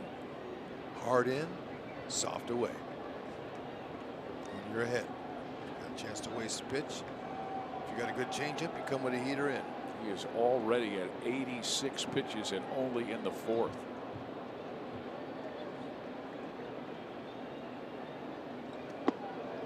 Didn't bite.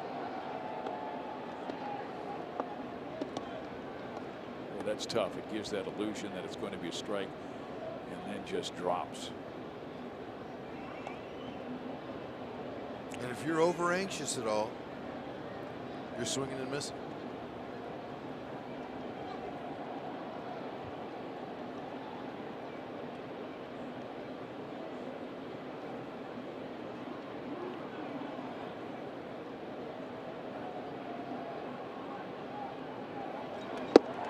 Struck him out on the changeup, but the Royals come up with clutch hits on back-to-back doubles by Escobar and Merrifield, and the Royals are within 1 of the Boston Red Sox.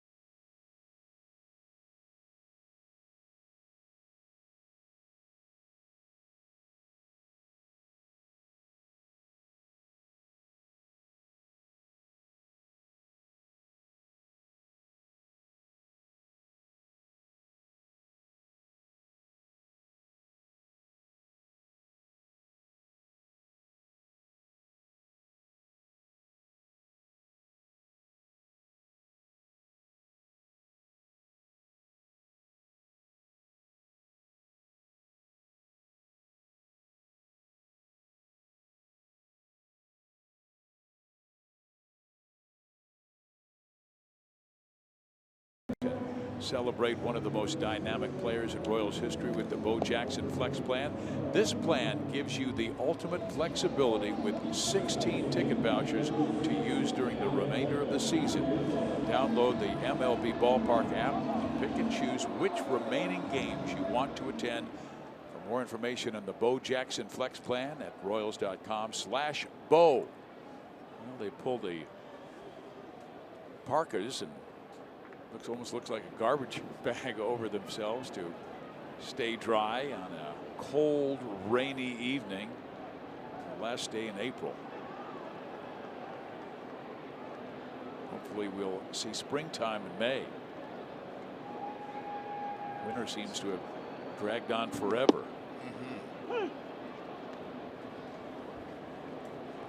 Jason Hamill will face Eduardo Nunez.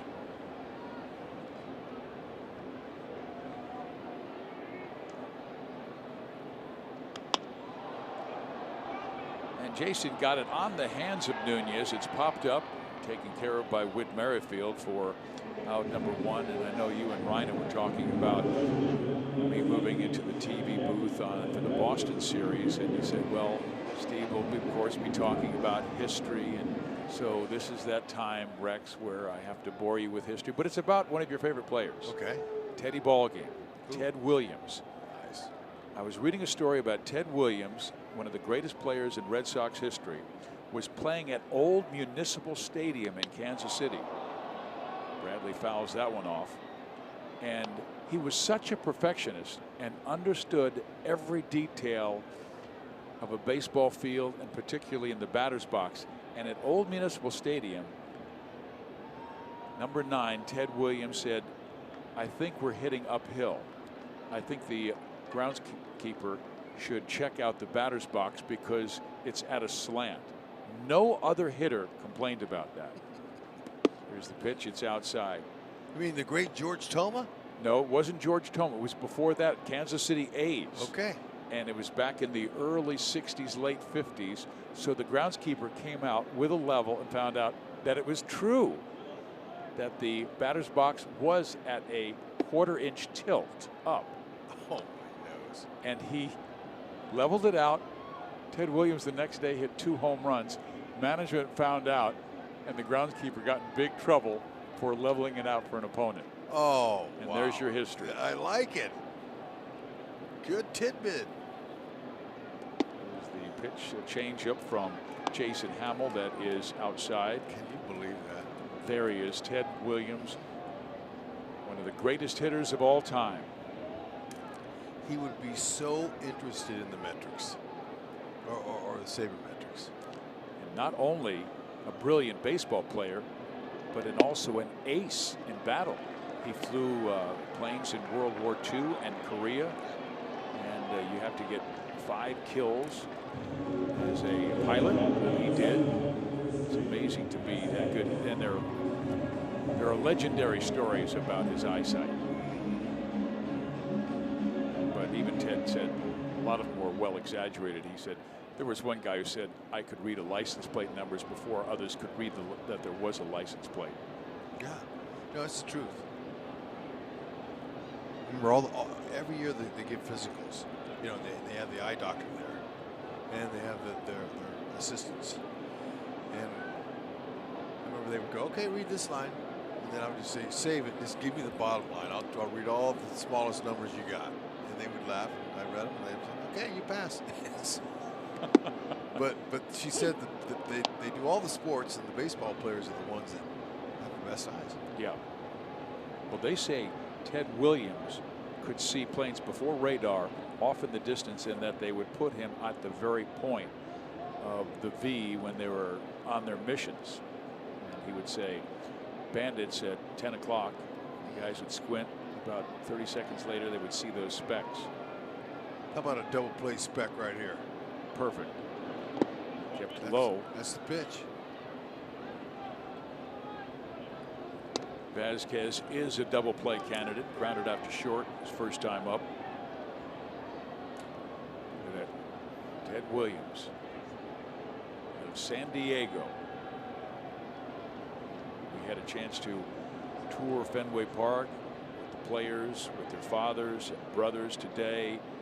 And they got to the Red Sox Hall of Fame, and it was really interesting watching the guys checking out all of the baseballs signed by Babe Ruth and others. Yeah, it's interesting. It's the history here. There is a red seat up there in right field where he supposedly hit a ball, right? 502 feet from home Did plate. they give you that on the tour today? Did they Yes, show they that? did. They showed us that seat. The guy sitting in front of it. And that was before they, you know, they're allegedly juicing the baseballs now. Back then they did. Well, how do they know the distance? I mean, do they know exactly? Tape measure. Okay.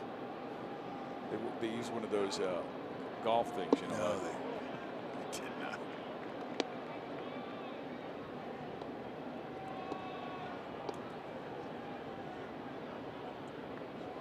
Gotta always keep that bat dry in the rain. That's one thing that hitters always do. Plus, you know, the raindrops falling off the lid of the helmet, that's no good either. And then if you do it with your gloves, then your gloves get wet. You don't want that. Up the middle, Vasquez gets the base hit. Around to third, streaks Jackie Bradley. First and third for Boston here in the fourth inning. And now you turn the lineup over to the tough guys at the top.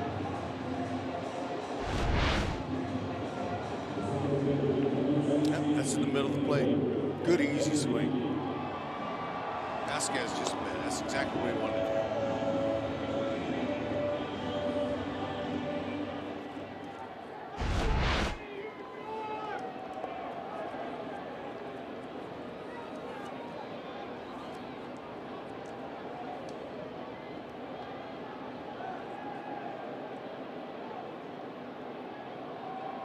Benintendi has lined out and reached on an infield hit.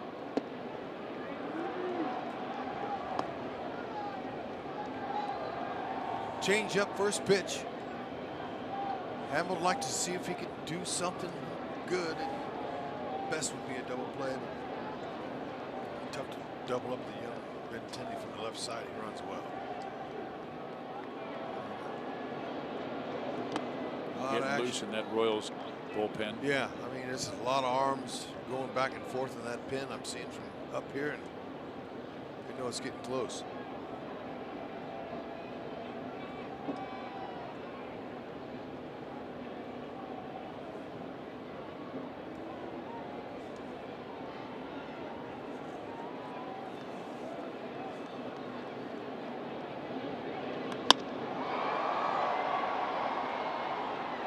Jay will make the catch. Tagging is Bradley. He will score easily and make it Boston by 2 again.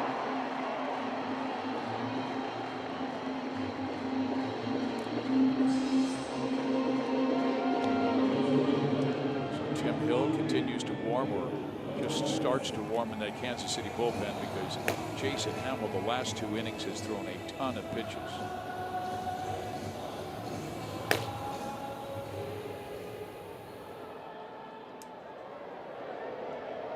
Boston came in leading the American League in batting at 270. Number 1 in baseball, 313 batting average with runners in scoring position. Second in runs scored, 5.5 per game.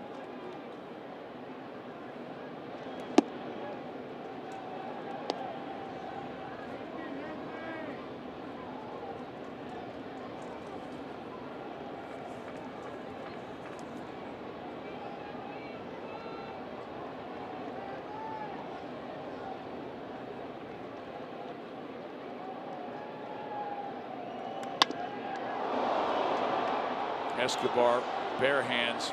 Oh man, that is a nice play by Esky, because it is wet out there and he was sliding a little bit, grabbed it with his bare hand going away from the baseball and fired to first. Are you kidding me?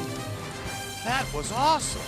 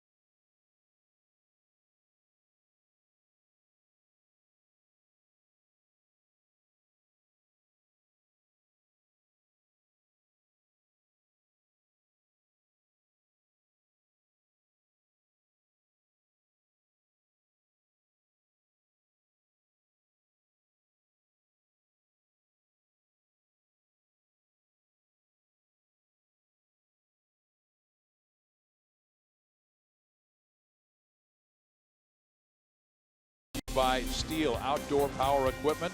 Pick your power, fuel, or battery with Steel. Search S-T-I-H-L, Steel. The Red Sox with a 7-5 lead over the Royals. We're heading to the 5th inning of play here at Cold Fenway Park. And our Chevy call to the bullpen brings on Hector Velazquez. This is his 7th game this year. And look at that, already with 3 wins. He's the good luck reliever then. He picks up, score him some runs. 2.25 ERA, that's nice. 12 strikeouts, 20 innings. And he will face Salvador Perez here in the top of the 5th inning. Salvi has walked, driven in a run, the bases loaded, and struck out.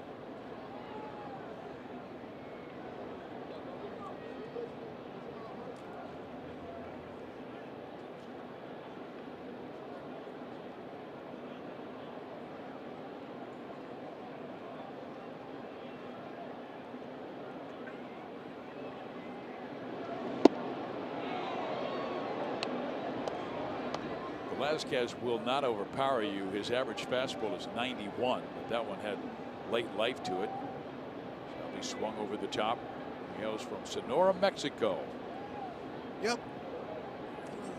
Little sinker slider curve. And he hasn't been in the big leagues very long, and he already has 6 wins. 3 this year. He's not expected to be part of their bullpen, but Joe Kelly has been suspended for the fight he was in, caused hitting a batter. They also have injuries to Tyler Thornburg and Austin Maddox.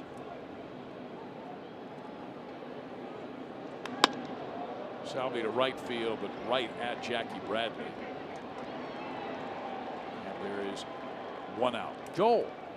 Well, like so many of the players, Cheslor Cuthbert has his dad with him. Lewis, coming in from Corn Island, Nicaragua, flew into Kansas City last week, and then he was there yesterday. It was the first time in person that he had ever seen Cheslor hit a home run in the big leagues, and he did it twice.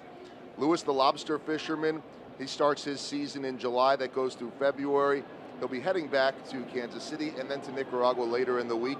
It's his birthday today, so happy 60th birthday to Lewis Cuthbert. He said he'd like some more home runs today. Not going to get it there. Rats.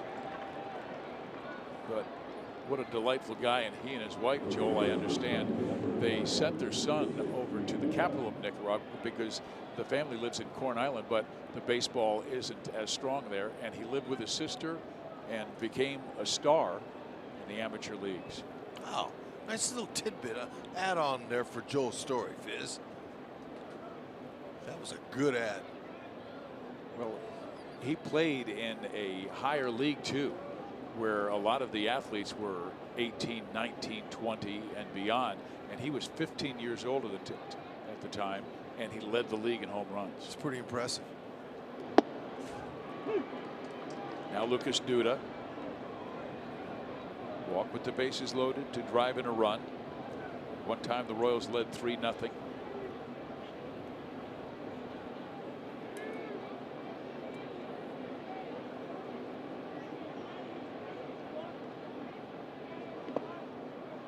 Changeup misses low.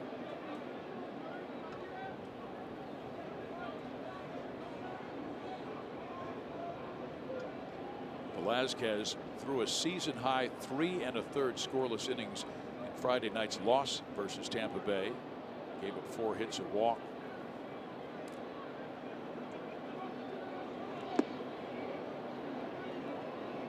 He's looking at his footing there. You know, it's bound to be a little bit slippery. Been slow rain the whole game so far, and you know that here comes CB. I was wondering when the groundskeepers are going to get summoned out there to put a little bit of stuff on it. Put some diamond dust out there. Yeah. Dry it.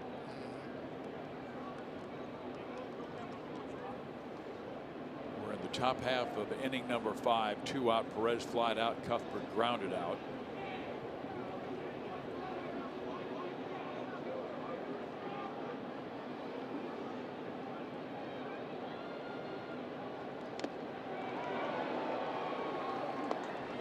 Balls, 2 strikes. Just going soft, everything down in the zone. Lucas definitely a pole hitter. The infield playing him that way. He's only 302 feet down that right field line, and then it juts out immediately all the way to 380. Good swing on that fastball. Got underneath.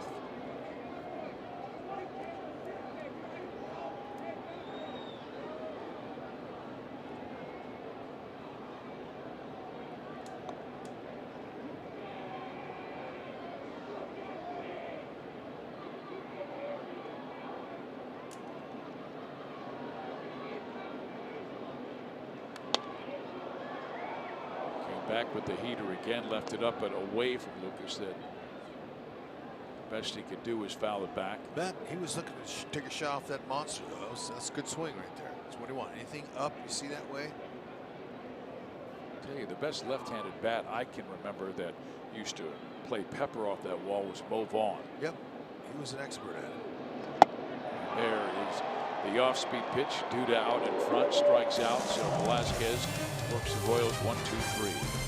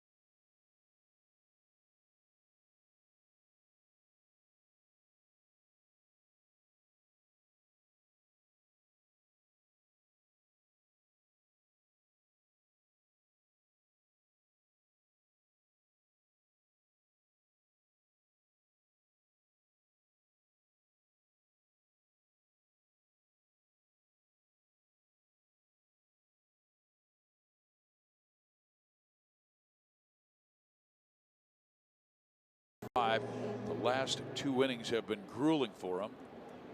And our Sprint trivia question, brought to you by Sprint. Name the last 2 players to hit 40 or more home runs in a season playing for multiple teams. And I believe they asked the question because one of them is the young man coming to the plate, J.D. Martinez, who did some damage. And I'm not sure if I should take credit for Ryan Lefebvre's. I think we should let him guess, because you guys have been battling all year long. He's going to throw. I'm just filling in for Rhino because he wanted to do some radio. Yeah, well, let's see. His guesses recently haven't been that good. He's had a few strikes, and so have I. The truck's been winning, but he has his guess. I'm rubbernecking over there, and he won't let me see what he's wrote him on a piece of paper.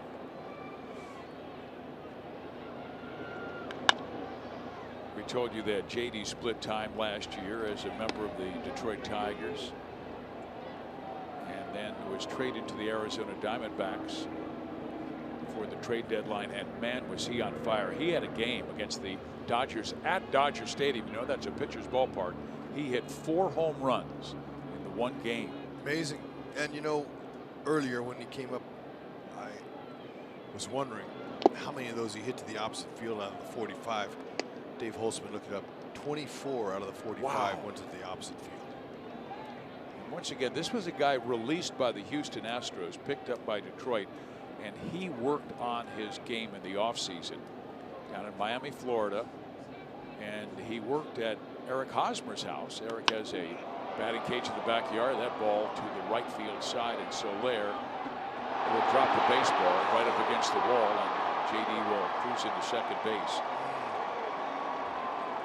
Again, hits in the dead part of the glove, in the palm of his glove, and he's on the dead run. Just couldn't close it up. Trying to put the brakes on to stop. Couldn't keep it in there. And it is ruled a double.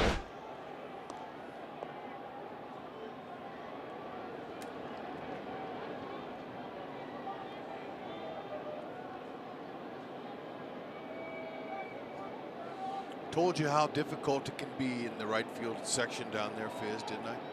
How hard that is in that particular area.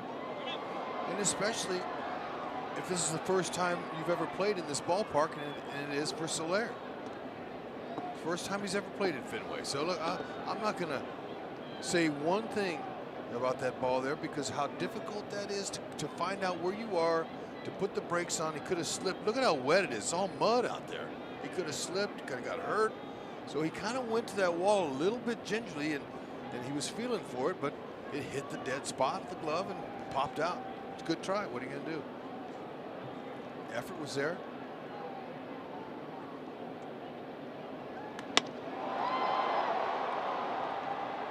Martinez will tag, and he will not go.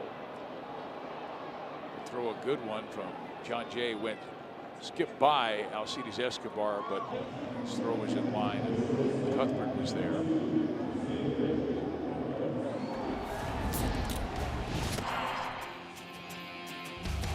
Just like we promised, it's time for the Miller Lite Hold True moment. Bases loaded. 6th grand slam by the Boston Red Sox before the month of May. And the 2nd this year off of Bogart's bat. He's got 3 total. Tied a Major League record set by the Montreal Expos in '96.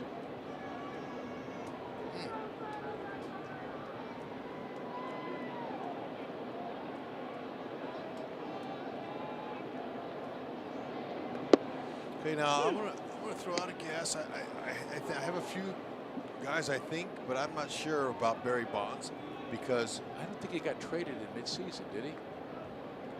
It has to be 40 or more home runs, multiple teams get traded. Oh, Bonds signed in the offseason with San Francisco for Pittsburgh. Yeah. And I don't think he hit 40 in Pittsburgh.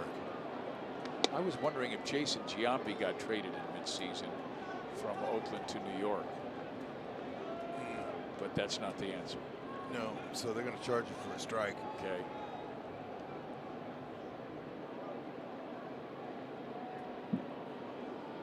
I mean, you would think teams like New York or the Dodgers or the Red Sox, teams that with the money going after big power hitters before the trade deadline. You know, it's us against the truck. It's not like, it's not. I thought it was you against Rhino.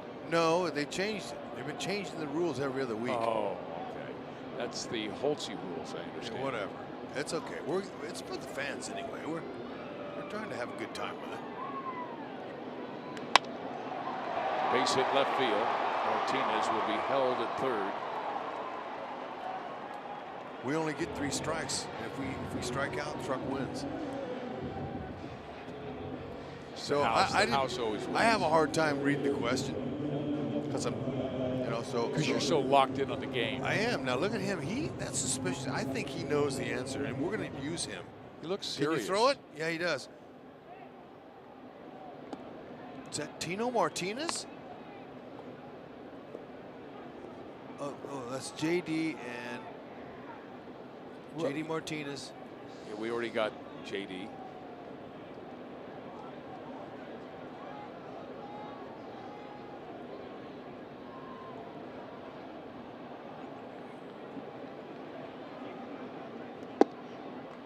Strike call on the slider.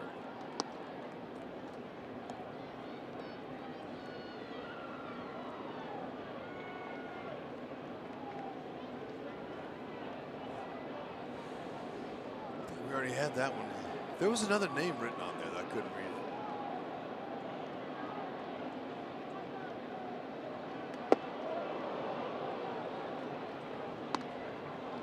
think he was looking for that fastball up, and Devers got the fastball up.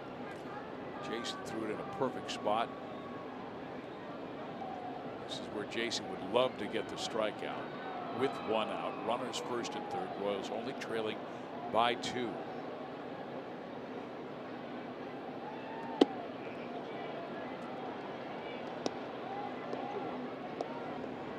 Tim Hill still warming in that Kansas City bullpen, as Jason Hamill has thrown a lot of pitches and more than 40 in the third inning alone. He's now at 102. Love to see him keep a pitch down, maybe get Devers to round out. No, he's working him up in the zone and got him to swing and miss at a high heater. Tell you, Hamill is battling. Yeah, he's finding a hole up there at the top. Devers looking to juice one out of here. It's tardy, a little bit behind.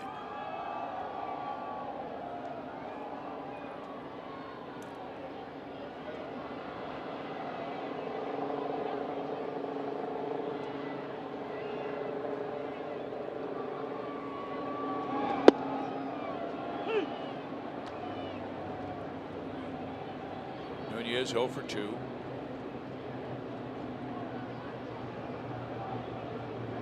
Struck the ball right off of Hamill, and it ricocheted to the third baseman. Chester Cuthbert picked up the baseball and threw him out.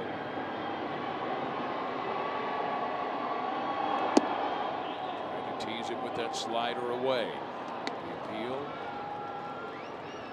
They say he did not go, so 1 ball, 1 strike.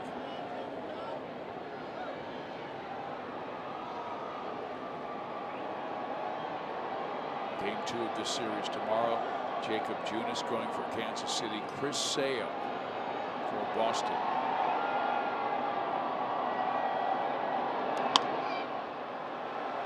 Popped up foul. Cuthbert will give a look, but it's out of play. This is definitely a hitter's ballpark with not much room in foul territory. Gives hitters another chance. Yep. That's for sure. That's why a lot of pitchers like pitching in the Oakland Alameda County Coliseum. Foul ground. Fielders catch those foul balls. They normally would go into the stands. Let's see if we can execute a pitch here.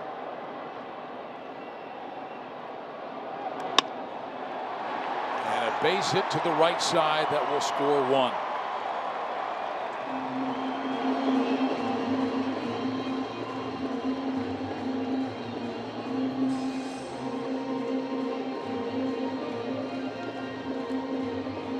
Ned Yost is going to get Jason.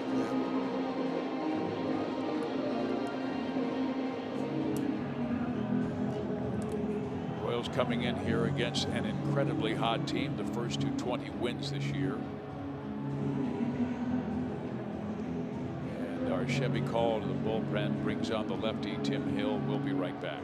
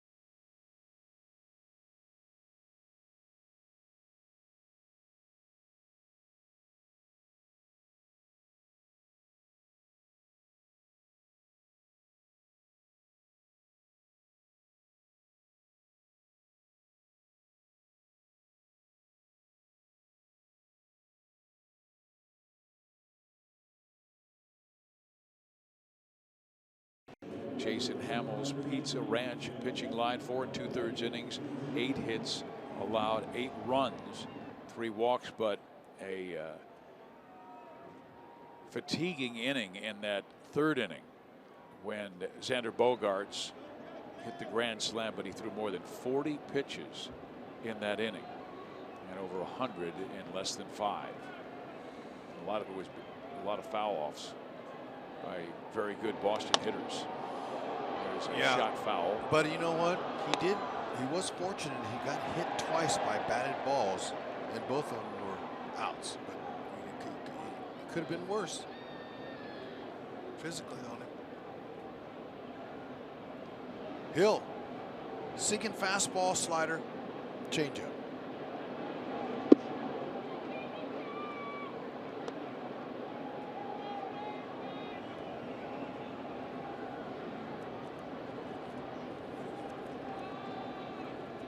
Bradley is grounded out and walked. Hill has his mind made up. Trying to get the lefty out. Bradley grounds one to Escobar. Goes across the diamond, records the out. A run scores on 3 hits. To the 6th we go. Red Sox 8, Royals 5.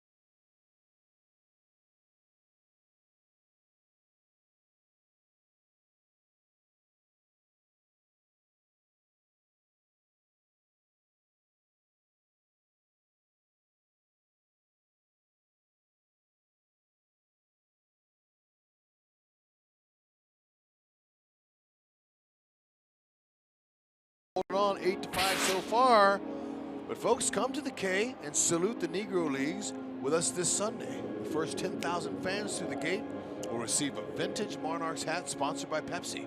Watch the Royals and Tigers take the field sporting uniforms inspired by the early 1920s. How about that? Help us honor the Negro Leagues, Kansas City Monarchs, and Detroit Stars, and make sure you come dressed to the nines. Fizz. I'm still working on it, Hud. Okay, well, you know, you can dress to the nines. Just because you may not be on TV, we might put you on. We'd like to see you with a bow tie and a nice hat. Well, you know what? A fedora.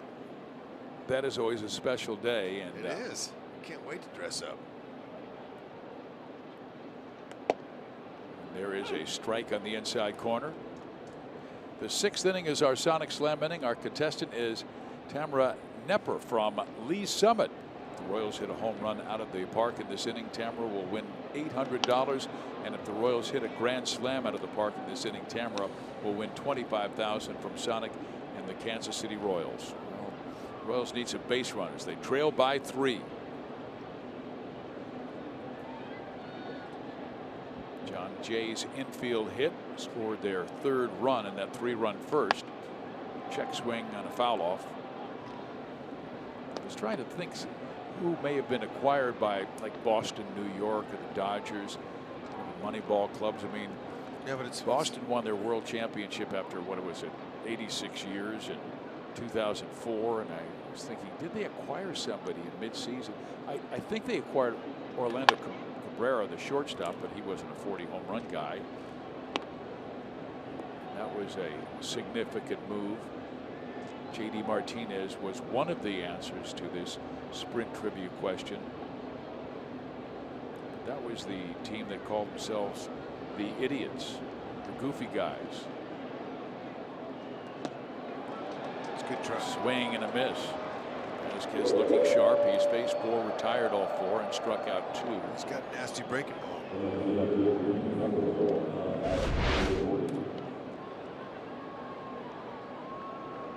Some late life to that.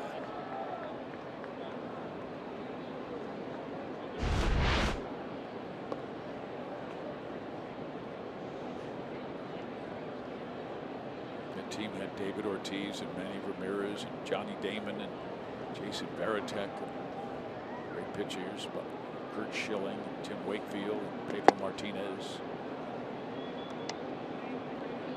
Derek Lowe. First world title in 86 years. And they won their second in 2007. Terry Francona. Fastball barely misses up to Alex Gordon. Gordon has grounded out, and he also was hit by a pitch and later would come around to score in that 2-run 4th inning when the Royals had back-to-back doubles by Escobar and Merrifield. It's right down Broadway. Now, one of the reasons Alex gets hit so much is he doesn't move out of the way. He don't care about getting hit.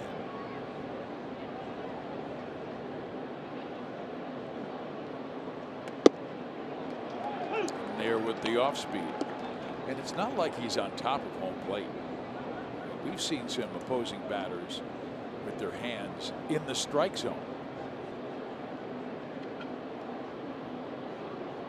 The Toronto Blue Jays known to do that. There's a great changeup swung on and missed, and this kid's looking pretty sharp. He is. He's got that late breaking slider that I can tell hitters are having a hard time picking up the rotation.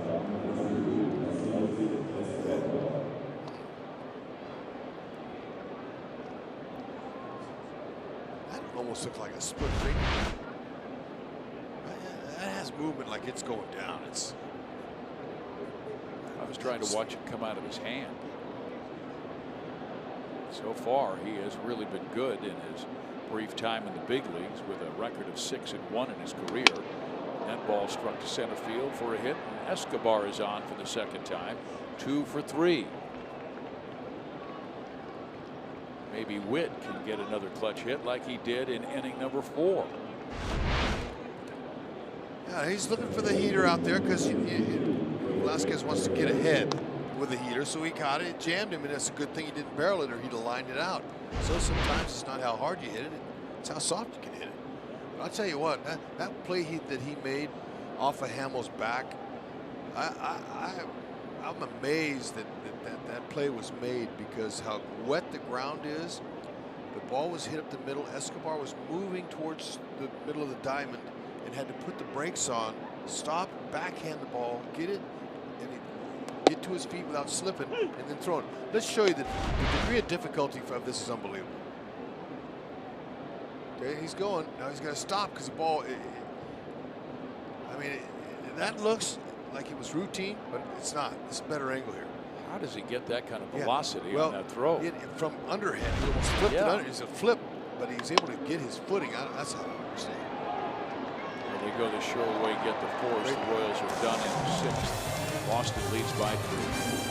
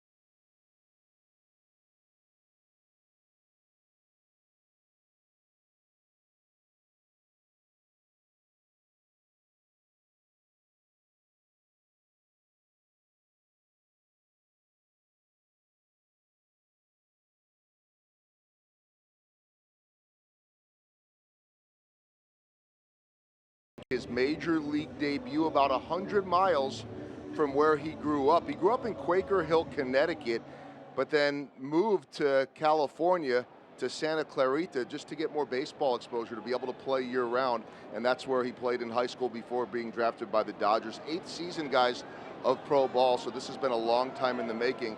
And if you want to talk about chomping at the bit, remember, he was the 26th man call-up in the first couple of doubleheaders. His travel schedule went like this: Nashville to Detroit, didn't get in the game, Detroit back to Omaha, threw a bullpen, then immediately flew Omaha to Toronto, didn't get into that game, Toronto back to Omaha, and then he was in Colorado Springs the other day and ended up coming to Kansas City, where he was called up, got in town, watched his roommate the last couple of years, and this season Trevor Oaks make his big league debut, and now he gets the chance in front of a lot of friends and family not too far from Connecticut. Well, he just threw a pretty good slider there to get a swing and the miss. With all that mileage he's you know, piling up, perhaps he could take his wife Clancy on a nice vacation in the off season.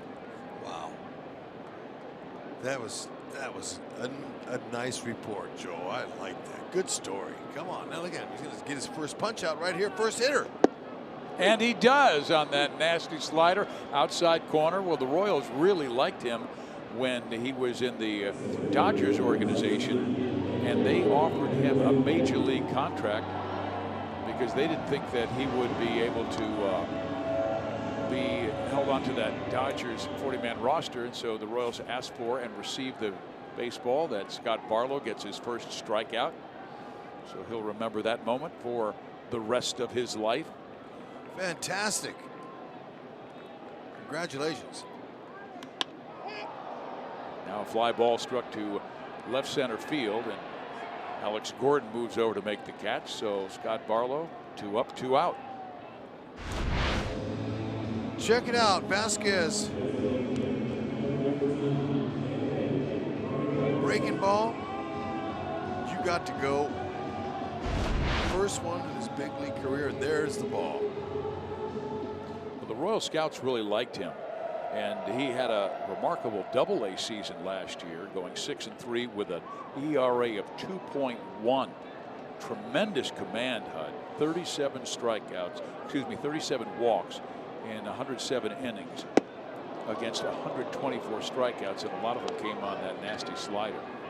Yeah, I like you know how he's got a nice little downhill angle on him, good downhill plane. Looks like he has a good loose arm. I like how he pitched inside right there. I introduced myself to him in the clubhouse yesterday in Kansas City, and I said, you know, it's the fathers and brothers trip. Do you have someone that will be attending? And he said, well, they're not here yet because, as Joel indicated, they're in the New England area. And he said his brother works on submarines, who's an engineer, so he's with the travel party right now. And so he was delighted that his brother could join him on this trip here in Boston. That's great.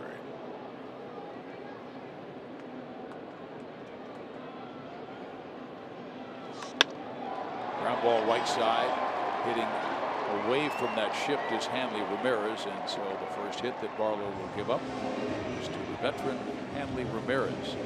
And nothing wrong with that. Going after the hitters, throwing strikes, that's what you do. Hanley Ramirez is a big-time player. Hitter, no shame. Scott then said he's not the only member of my family who worked on submarines. He said my grandfather worked on a submarine during World War II in the Pacific Theater. Here's the pitch, and it is a strike. He's a low 90s fastball guy, and you saw the very good slider, which is a good 10 miles an hour less.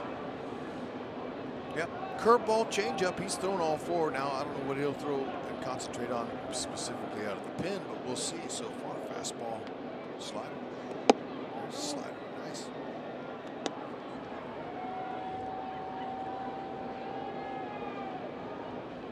This is his 8th year in pro ball. Drafted by the Dodgers in the 6th round in 2011. Good slider at 79.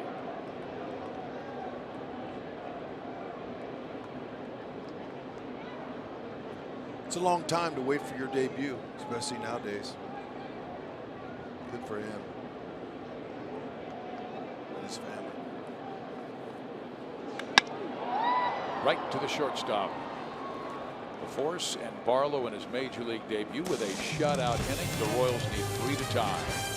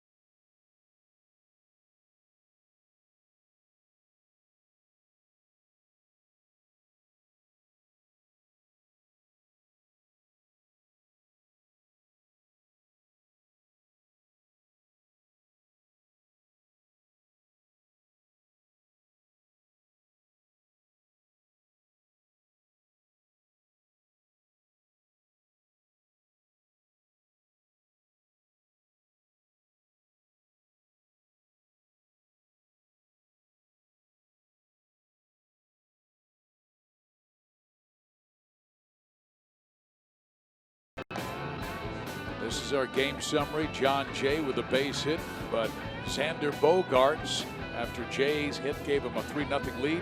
Hit a grand slam, then doubles by Escobar and Whit Merrifield. And then Edwin Nunez with the base hit to the opposite field. It's Eduardo Nunez, I beg your pardon, with the base hit. Scott Barlow got his first major league strikeout. Now Carson Smith comes out of the bullpen for the Boston Red Sox. All right, Carson Smith, fastball, slider, changeup, low to mid-90s. Yeah, likes to sink his fastball. Kind of a ground ball guy. So far this year's been roughed up some. He's only pitched just almost 8 innings. Small sample size. He will face Jorge Soler, Abraham Almonte, and Salvador Perez.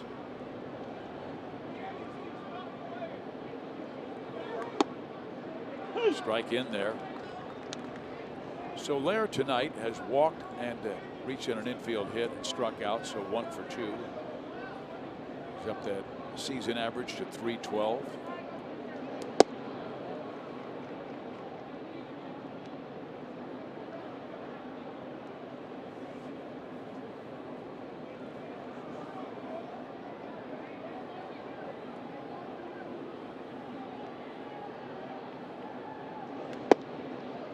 That slider that snaps across. And Carson Smith, tall right-hander out of Midland, Texas.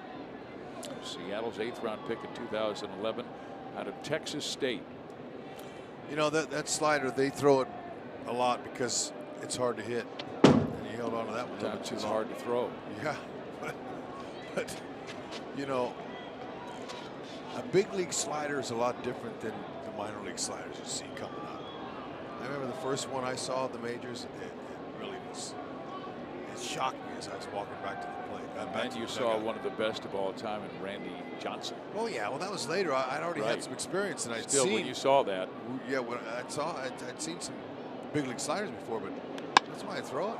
Soler with a drive to center field, pushing Benintendi back to the warning track, and he just missed that one. That was left over the heart of the plate. Royals fans, you know you've got the best mascot in baseball, and now you can take home your very own Slugger bobblehead, presented by Chevy. Come out to the On Saturday, as the Royals host the Tigers at 3:15, the first 20,000 fans through the gates will take home everyone's favorite lion. Yeah, that'll be great. And then Sunday, come dressed to the nines. Love that. Yeah, that's a great weekend coming up. And if you're new to the Dress to the Nines program, back in the old Negro Leagues day, the Kansas City Monarchs were so popular because of all of their championships, and they had great players like Satchel Paige and, of course, the great Jackie Robinson. Well, fans wanted to go straight out of church, and they would move the times of the church so the fans could go immediately from the church to Municipal Stadium and watch the Monarchs play, and they would be dressed in the same clothes they wore to church, their best. Of course, Bob Kendrick will be at the ballpark and visiting with us both on TV and radio, and I love to hear his stories of the day. And with the Tigers in town, it will be our Monarchs facing their Detroit Negro League team. One of the greatest storytellers ever. He is. Strike on the outside corner at 91 to Almonte.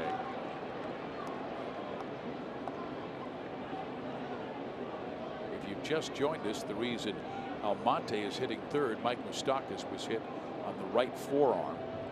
X-rays were taken. They were negative. Good news. He's day to day. And oh my goodness, that was off the plate, but called strike 3, and Almonte has an argument.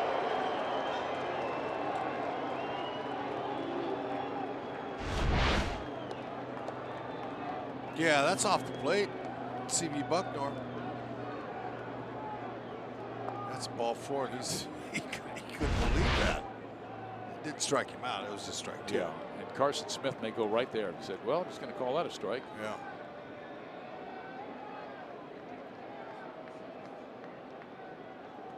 He did go back out there, and it wasn't a strike, but it's called a strike. I was just going to say, you know, you show up an umpire like that. Now, Almonte didn't show him up on purpose, but you better be hacking that next pitch and they close, because he'll ring you up. And sure enough, that was a back door, and it was way off the plate. And there it was. He just said, you know what? You got to go.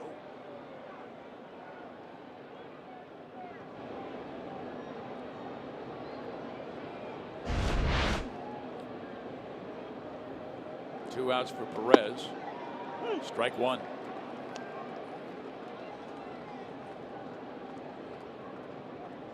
Royals have won back-to-back games for the first time this year, and they need a win today to avoid their worst 28-game start in club history. The 1992 and 2006 teams won game 28. Ed Yost staying positive.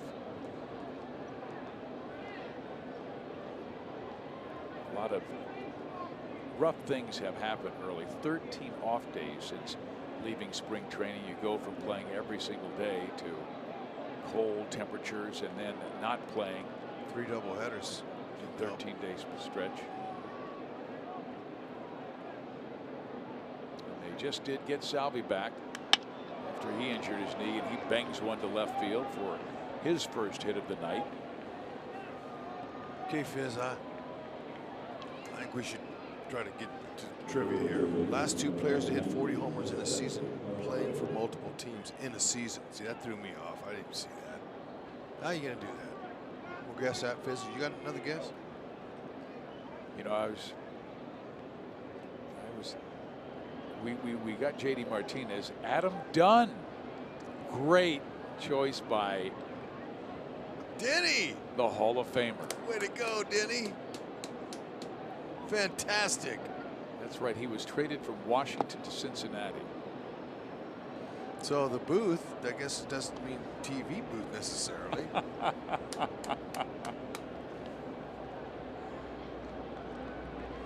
We have a winner, and it's Dennis Matthews. Cincinnati and Arizona, I beg your pardon. Because Dunn started his career with Washington, then went to Cincinnati, and when Arizona got hot, they acquired Dunn, trying to beef up their offense. That's Tough like question. the Diamondbacks did, acquiring JD.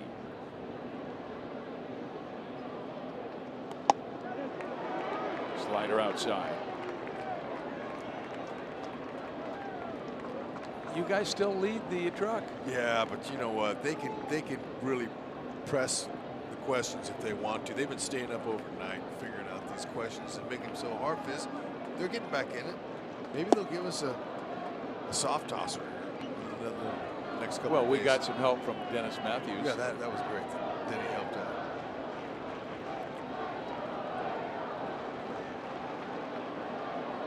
See if Chester can get a hold of him. Get something up in the zone. Good rip.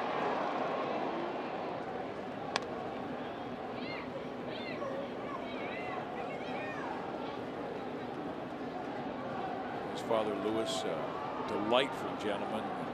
He took the tour with Chesler today. Fenway Park, oldest ballpark in the major leagues. 106 years old. They say he went. Carson Smith gets the strikeout. Bucknor with the rather liberal strike zone in the inning, and that has had Yost perplexed.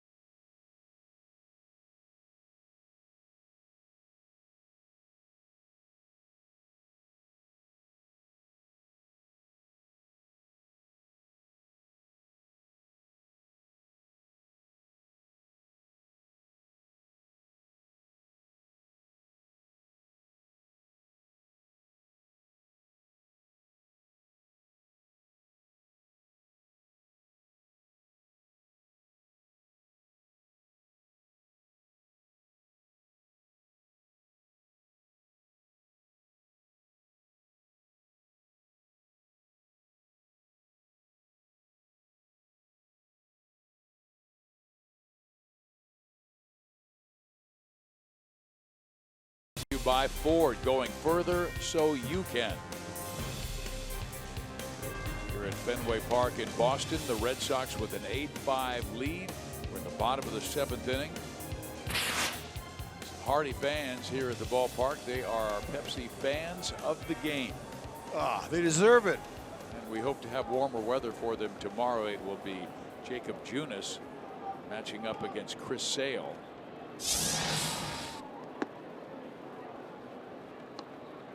Barlow starts him off with a breaking ball, and Mitch Moreland, who has been a contributor in this game twice with a home run and also a bases loaded walk, right in front of the grand slam struck by Xander Bogaerts. It's amazing how many Royals fans are here. Before the game, I went out in the stands. Saw some fans over there. Those ones that have the parkas, the royal blue parkas, they came prepared and not afraid to wear the colors here at Fenway. Yeah, the 14, 15, 16 seasons were remarkable. How much blue we would see on road trips. I mean, we all remember when we went to Chicago to face the Cubs, and when Escobar hit a home run to lead the game off, it was like, are we at Kauffman Stadium? I mean, Wrigley Field was going crazy. There were like 10,000 Royals fans there. There was an engagement earlier out there in the stands tonight from a Kansas City couple. Decker Trosper, Tiffany Wilder got engaged to be married. They were excited before the game, pumped. Ball hit pretty well to left field, bang off the wall. Alex plays it as well as he can. And Mitch Moreland has his second hit. That's what you do if you're a left-handed hitter here. I just kind of try to look for a good pitch to drive early in the count, but if you're that's middle away and he just waits a little bit longer, put a good level swing on it, hit it off the wall for a double. That's what they do here. Man, it just seems like they're always on base. That's their 13th base runner on the evening. Starting pitcher Jason Hamill worked a 1-2-3 first, but 13 base runners since. Now Barlow has given up his second hit. First was by Ramirez, and now the double by Moreland. Scott now resides in Texarkana, Arkansas with his wife Clancy, but I told you he was raised in part-time here in New England area and then moved to Southern California, where he graduated from Golden Valley High School in Santa Clarita. Nice. You know, I made my major league debut here in 1984 myself, and I'm going to ask him what he's going to remember the most. Hopefully he'll get away without giving up any runs, but I pinch ran in the middle of the game. I went out there and I remember the colors. The colors just really stood out to me. The green monster, the green grass, the clay, how clay was colorful. The stands were red. And line drive base hit to left field. Gordon gets the throw in quickly, and Moreland will stay at third base. Yeah, you know, Carlos former Kansas City Royal third base coach. There you see him, Carlos. He knows about Alex's arm. Fabulous. That's how you pronounce his name. He knows all about us. His first year coaching third base. He's come up in the system as a coach. And matter of fact, talking with Alex Cora before the game, he talked about the importance of Carlos and what a good job he's doing, and been a great add. His bilingual skills. He's had a lot of these players in Double-A as a coach. You know, Bogarts and Mookie Betts. He said that he's one of the most valuable coaches that he has. They have some guys with Kansas City backgrounds, with Fabulous, who was middle infielder for us for a while, and Tommy Goodwin, who's over at first base. Yeah, Goody's over there at first base. Goodwin, he played 375 games from 94 to 97. There's Goody. Let's see if he can get Devers. The Royals infield is in, although Merrifield is back. Moreland does not have great speed. It'd be terrific if Barlow could get the strikeout here and then maybe the double play and keep this game a 3-run deficit. Execute. Ground ball to the first baseman Duda. They get it back to first, safe there. A run will score, and the Royals get the out, but it's 9-5 Boston. Well, Duda had an opportunity to get the run at home if he wanted it. One hopper, you see, he could have taken it, but he was thinking 2 all the way, and that's a tough way to get 2.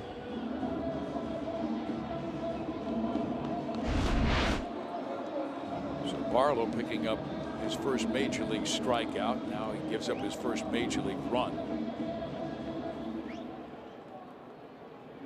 And Nunez comes up. Red Sox 9, the Royals 5. Boston has never won more than 18 games in April. They did it in '98, in 2003, and 2013. This is the last day of April, and they have a 4-run lead.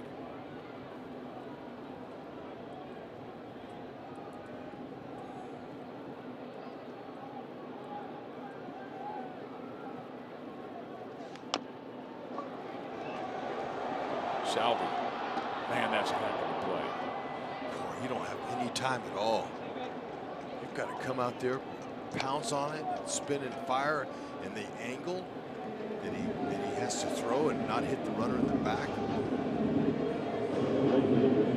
Doesn't leave much room.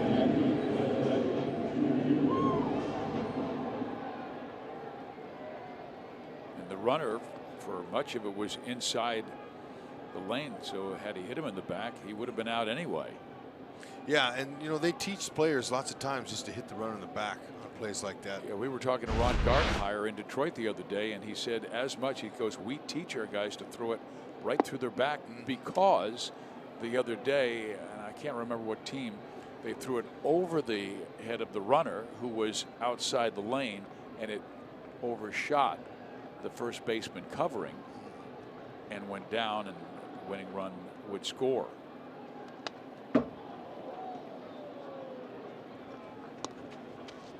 Salvi cat quick. Gold Glove winner in his past. So good to have him back. Yeah, it is. He's happy to be back there too. He doesn't want to take any days off. Ned's trying to give him a rest here and there. High popper left side. Chester Cuthbert wants it and drops the baseball, and a run will score.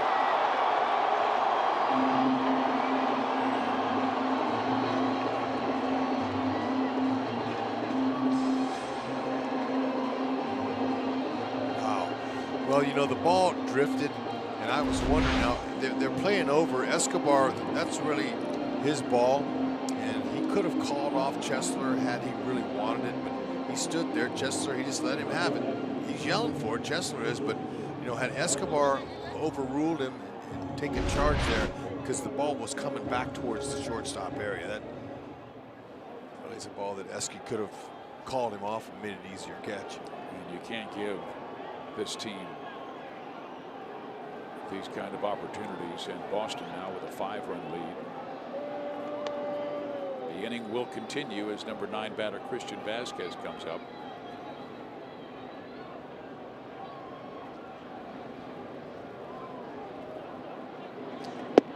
Well, we've seen quite a few drop balls in the past few weeks.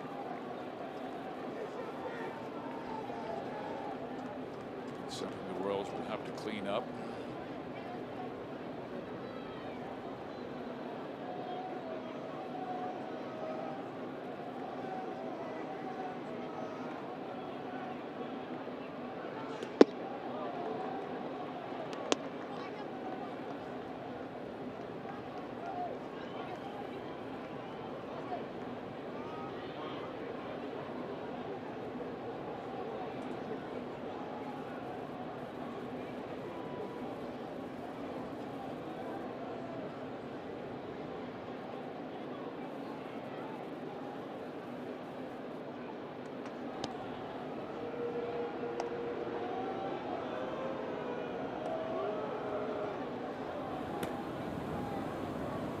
One lone lefty is warming up in the bullpen. That man, of course, will be Brian Johnson. Got a good bullpen led by Craig Kimbrell. Great closer.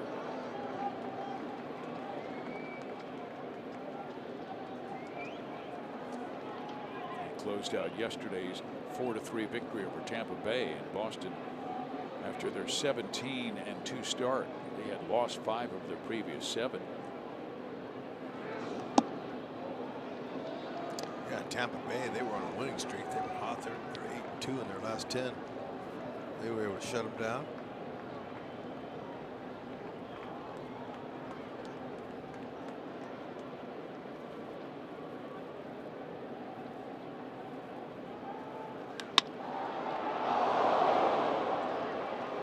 Cuthbert catches that one, but 2 more for Boston, and they improve to 10-5.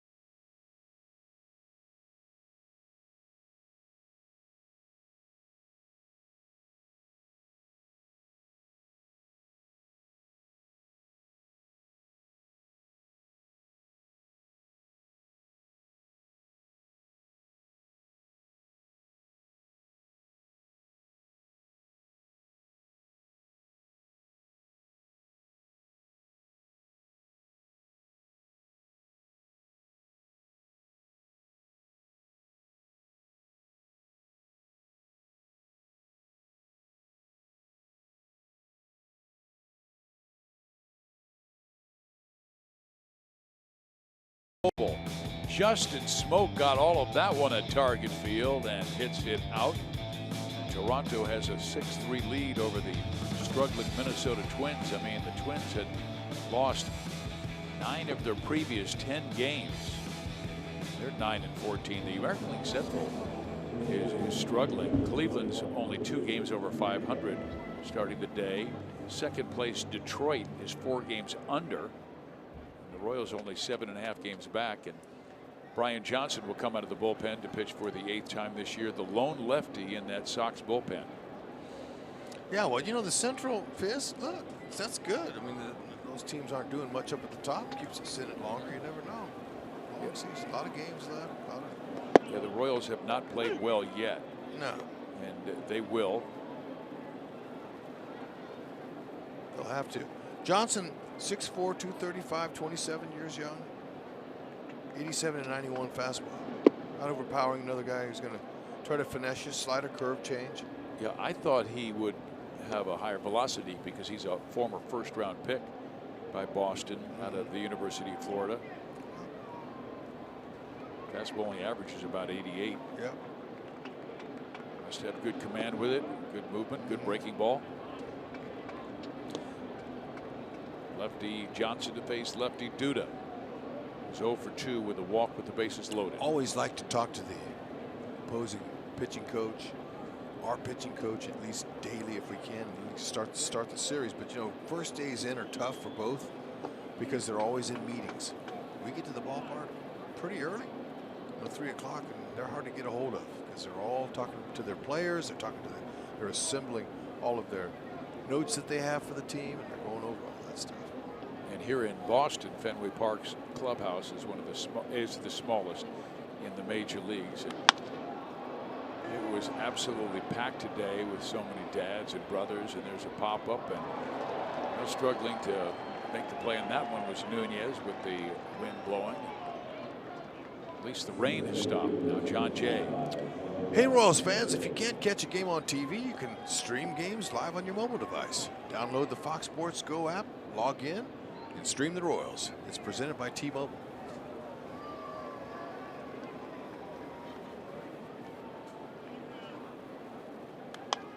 Johnson came up for Pawtucket last year and won a couple of games. He had 5 opportunities, all of them starts over 4 stints in the bigs with Boston. He's got a good breaking ball, good curve. Yeah, you said a slurvy curve. I used to get in trouble when I was up here saying Pawtucket. It's Pawtucket. Pawtucket. Yeah, you know, they're pretty prideful of the way you say their names of their cities here. It's good swing. Well, that's some hard luck. The line out is caught by J.D. Martinez for out number 2. John Jay, you know, he's really made some solid outs this year.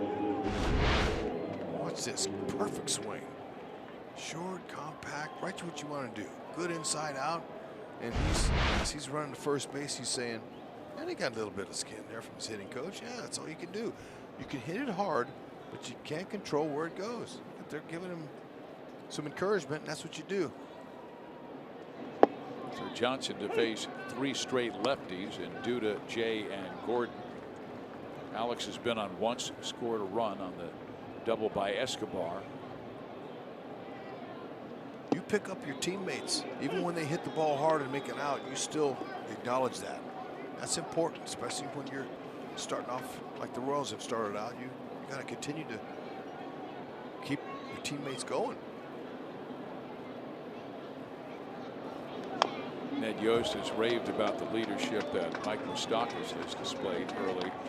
And there was a moment in the Detroit series where Eric Skoglund, young pitcher, had gone 5 innings and then walked the first 2 batters in the 6th. And you could tell Eric was disappointed in himself, had head down. And I watched Mike move all the way down to the dugout, and he went to the top step, and he was the first guy to greet him, pat on the back. Job well done. Pick him up, because this is a game, as you know quite well, Hud, about failure. So it's about picking up your teammates, empowering them. There's no doubt. It's hard enough as it is, and there's Alex pulling it foul. And you know, yesterday After the game, when Joel interviewed Chesler Cuthbert, I was so happy to hear him say, when Joel asked him, what do you do when you're struggling and how do you carry yourself? And he said, look, I just try to encourage my teammates. I try to say funny things. I try to be a kind of a joker in the clubhouse to make guys laugh. And I try to encourage my teammates. I'm so happy to hear that. That's what you do. And you know, when you do that, you take your thoughts off yourself. And you direct energy towards your teammates, and that makes you a valuable part of the team. So there's so much you can add, even if you're not an everyday player. You're not a guy out there producing and helping your team. And that goes to high school or little league or any of the lower levels. You still can add a lot by your attitude. Brian Johnson gets the Royals in order, striking out Alex Gordon. Automate is next.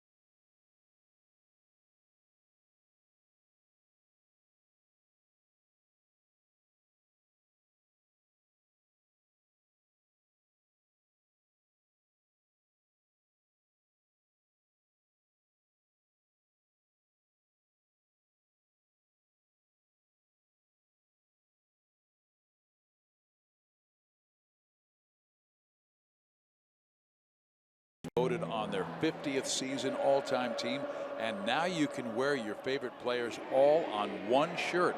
Don't miss out on the next T-Shirts Tuesday, which is coming up May 15th. The first 10,000 fans through the gates will receive an exclusive shirt featuring the top 50 Royals players, presented by Teva. And see all of this year's designs at royals.com/T-Shirt Tuesday.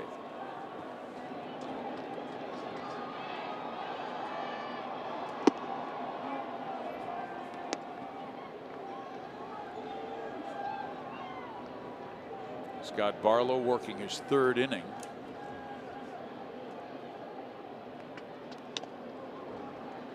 He had a shutout sixth inning, including his first strikeout in his major league debut, but in the seventh inning gave up a double, a single, a ground out that scored a run, and an error that scored another.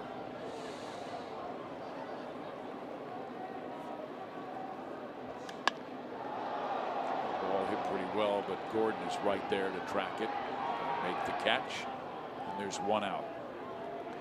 This copyrighted telecast is presented by authority of the Kansas City Royals and may not be reproduced or retransmitted in any form, and the accounts and descriptions of this game may not be disseminated without the express written consent of the Kansas City Royals. And Scott Barlow making his major league debut at the age of 25. I mean, he loves the game of baseball. And he was drafted by the Dodgers in the 6th round back in 2011, and he had to make a very difficult decision because he had already accepted a baseball scholarship to a fine school in Fresno State University, and it took him a while to say no. Yeah, I mean, you know, those are hard decisions to make. Duda take it himself. So you have to weigh what round you get drafted in, what kind of financial resources will that provide you, and does it outweigh your 4-year possible education, or 3 after your junior year you can sign. But I know Fresno State, they have a world championship there. I mean a college national title in '08. Mike Batesel, the head coach there at Fresno State, they got a nice program. You know, the kid Aaron Judge, center fielder for the Yankees, a right fielder. He played for Fresno State at Batesel. There is a base hit just by Escobar into left field by J.D. Martinez, who has a second hit. And as a matter of fact, the Boston Red Sox first base coach, Tommy Goodwin, and I believe HUD, didn't they have 3 players drafted in the first round in Goodwin's year? Yeah, they did. Eddie Zosky, shortstop for Toronto, and Steve Hosey, Giants. And along with that man right there, Tom Goodwin. That's some kind of college baseball program. That's when Bob Bennett was the head coach there in those days. But great program. Goodwin, great base stealer. I believe he led the nation in steals. I mean to tell you. There's a base hit to right field, so the inning will continue as Moreland comes through with his third base hit. He has a single, a double, a home run, triple shy of the cycle.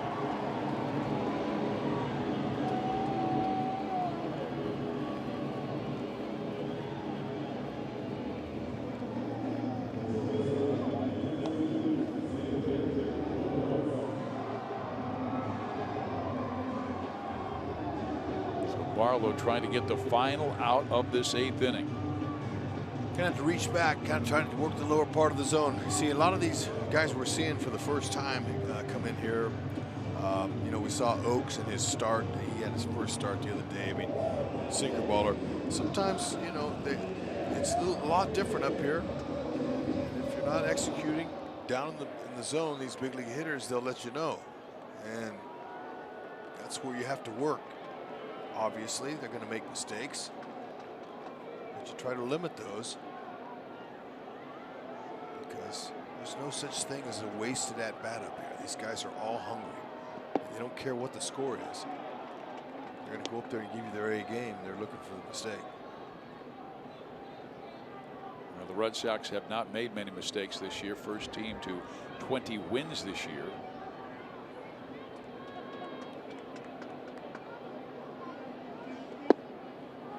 Breaking ball in there for a strike and a 1-1 count.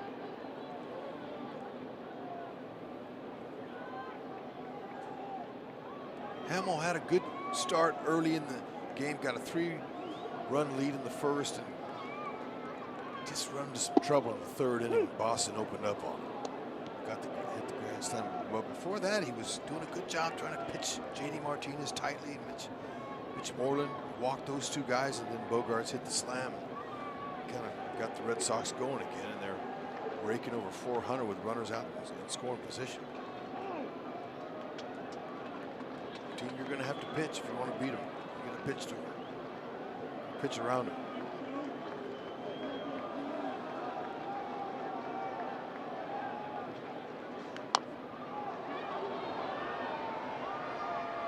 Barlow takes care of Xander Bogaerts.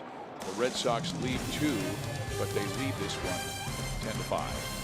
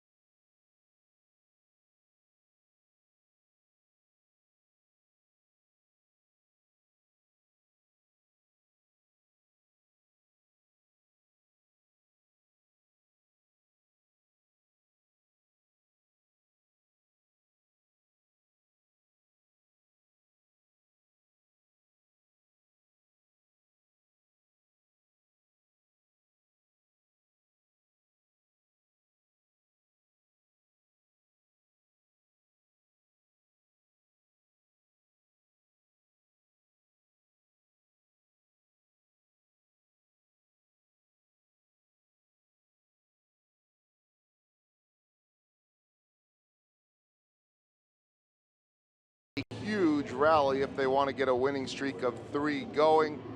Coming up on Boulevard Royals Live, we'll dissect Jason Hamble's night. Also that first inning, but it wasn't enough. The Royals needed more runs in this one. Jeff Montgomery will be on hand to break it down. We'll hear from Ned Yost, talk about Scott Barlow's pitching debut, and much more coming up on Boulevard Royals Live. Viz Hud. Thank you very much, Joel. We'll look forward to that. Right now, Brian Johnson stays in the ball game to fetch to Escobar, Merrifield, and Soler. First pitch misses inside for ball 1. Esky, good game, 2 for 3, including an RBI double and a run scored on Whit Merrifield's double. It's amazing how he can play through pain. I mean, it was his bottom hand that was hit yesterday, and it doesn't seem to affect the swing of the bat at all. Got him a couple hits today. He's also proud of that consecutive game streak that has now reached 361, and he shoots this one down the left field line. So go ahead, and if you want to be a good hitter in the big leagues, go out the garage and grab a hammer and hit your hand, because Escobar with a 3 for 4 night, pair of doubles. Rain continues to come down. No, I suggest you don't do what my partner just said. No, because but isn't it amazing how he plays? Yeah, it is. But you know what? Look at that. He stayed on top of the ball nicely and just drove it in that corner down there. And if you want to be a good hitter, go in your basement or your closet and swing the bat and work on your swing. Swing the bat in your closet? Yeah, no. How big is your closet? No, you must have a huge closet. Your basement or your garage, and you know, and if you don't have a net, get an old mattress. If you don't have an old mattress, hang a baseball from the top of the rafters and take some swings from a rope. Put a hole in the ball. Merrifield to center field. Benintendi, long run, and that ball is off the center field wall. Escobar will score easily, and with Merrifield with his second double. So you get 6 hits from your 9-1 hitters in this game, and it's now a 10-6 score. Boy, that's a start. Joe was talking about it would take a remarkable comeback, but at least they have started it. Oh man, that low ball. Be careful down there on Whitley. He drove that a long way. 420 is the wall there. That's a long shot. Benintendi, he turned and ran. There's no chance. Good stroke.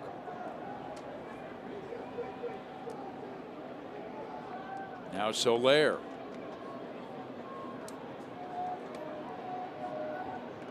Johnson had no problem with the left-handers due to Jay and Gordon. Got them in order, but 2 right-handers, Escobar and Merrifield, had touched him up with back-to-back doubles. What you talked about is what they like to do, keep that line moving.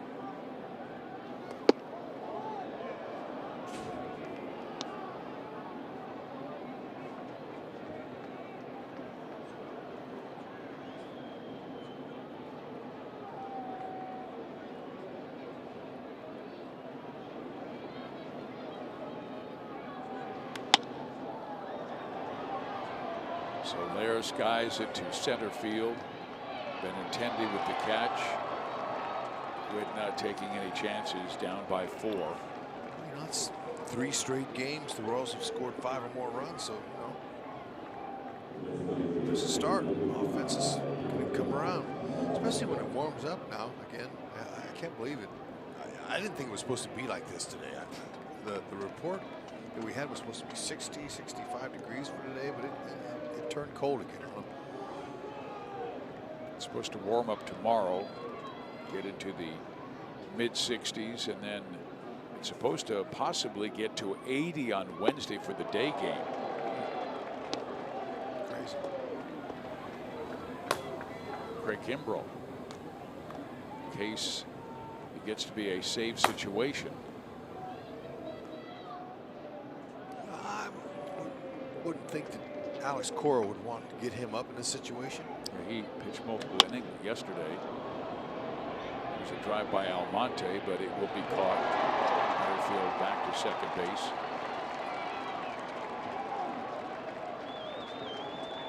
Cora needs one more out to claim his 21st win. Give Boston their first 19-win April in the club's history.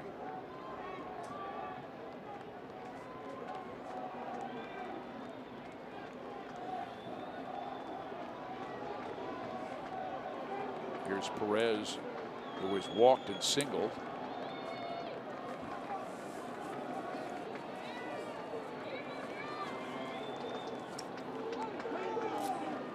He loves hitting in this ballpark. Last year at Fenway Park, Perez went 8 for 18 with a couple of home runs, and he's hit 5 home runs in this yard. That's the one he wanted right there.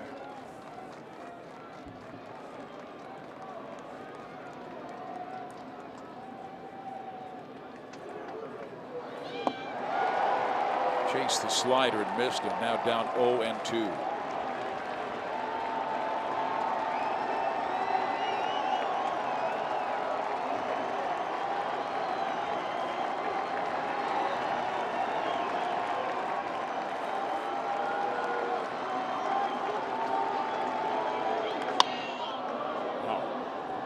Way out in front of that one. Those folks upper deck, but well foul. Those folks up in that suite up there, they weren't expecting to get one there. Now they can't find it. Oh, I got it. I got a ball. See if Salvi can hit one over the monster.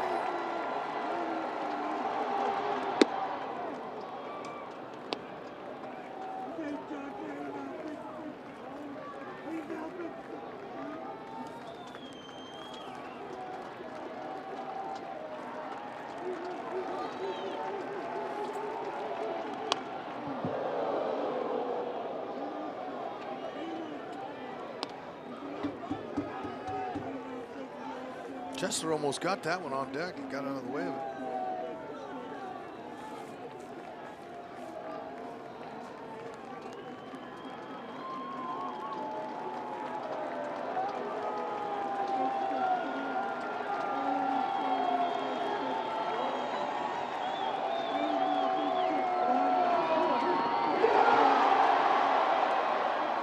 And Boston has a franchise record 19 wins in the month of April. What a start for the Red Sox. Xander Bogaerts with the grand slam. Mitch Moreland went deep. Boston is now 21-7 this year.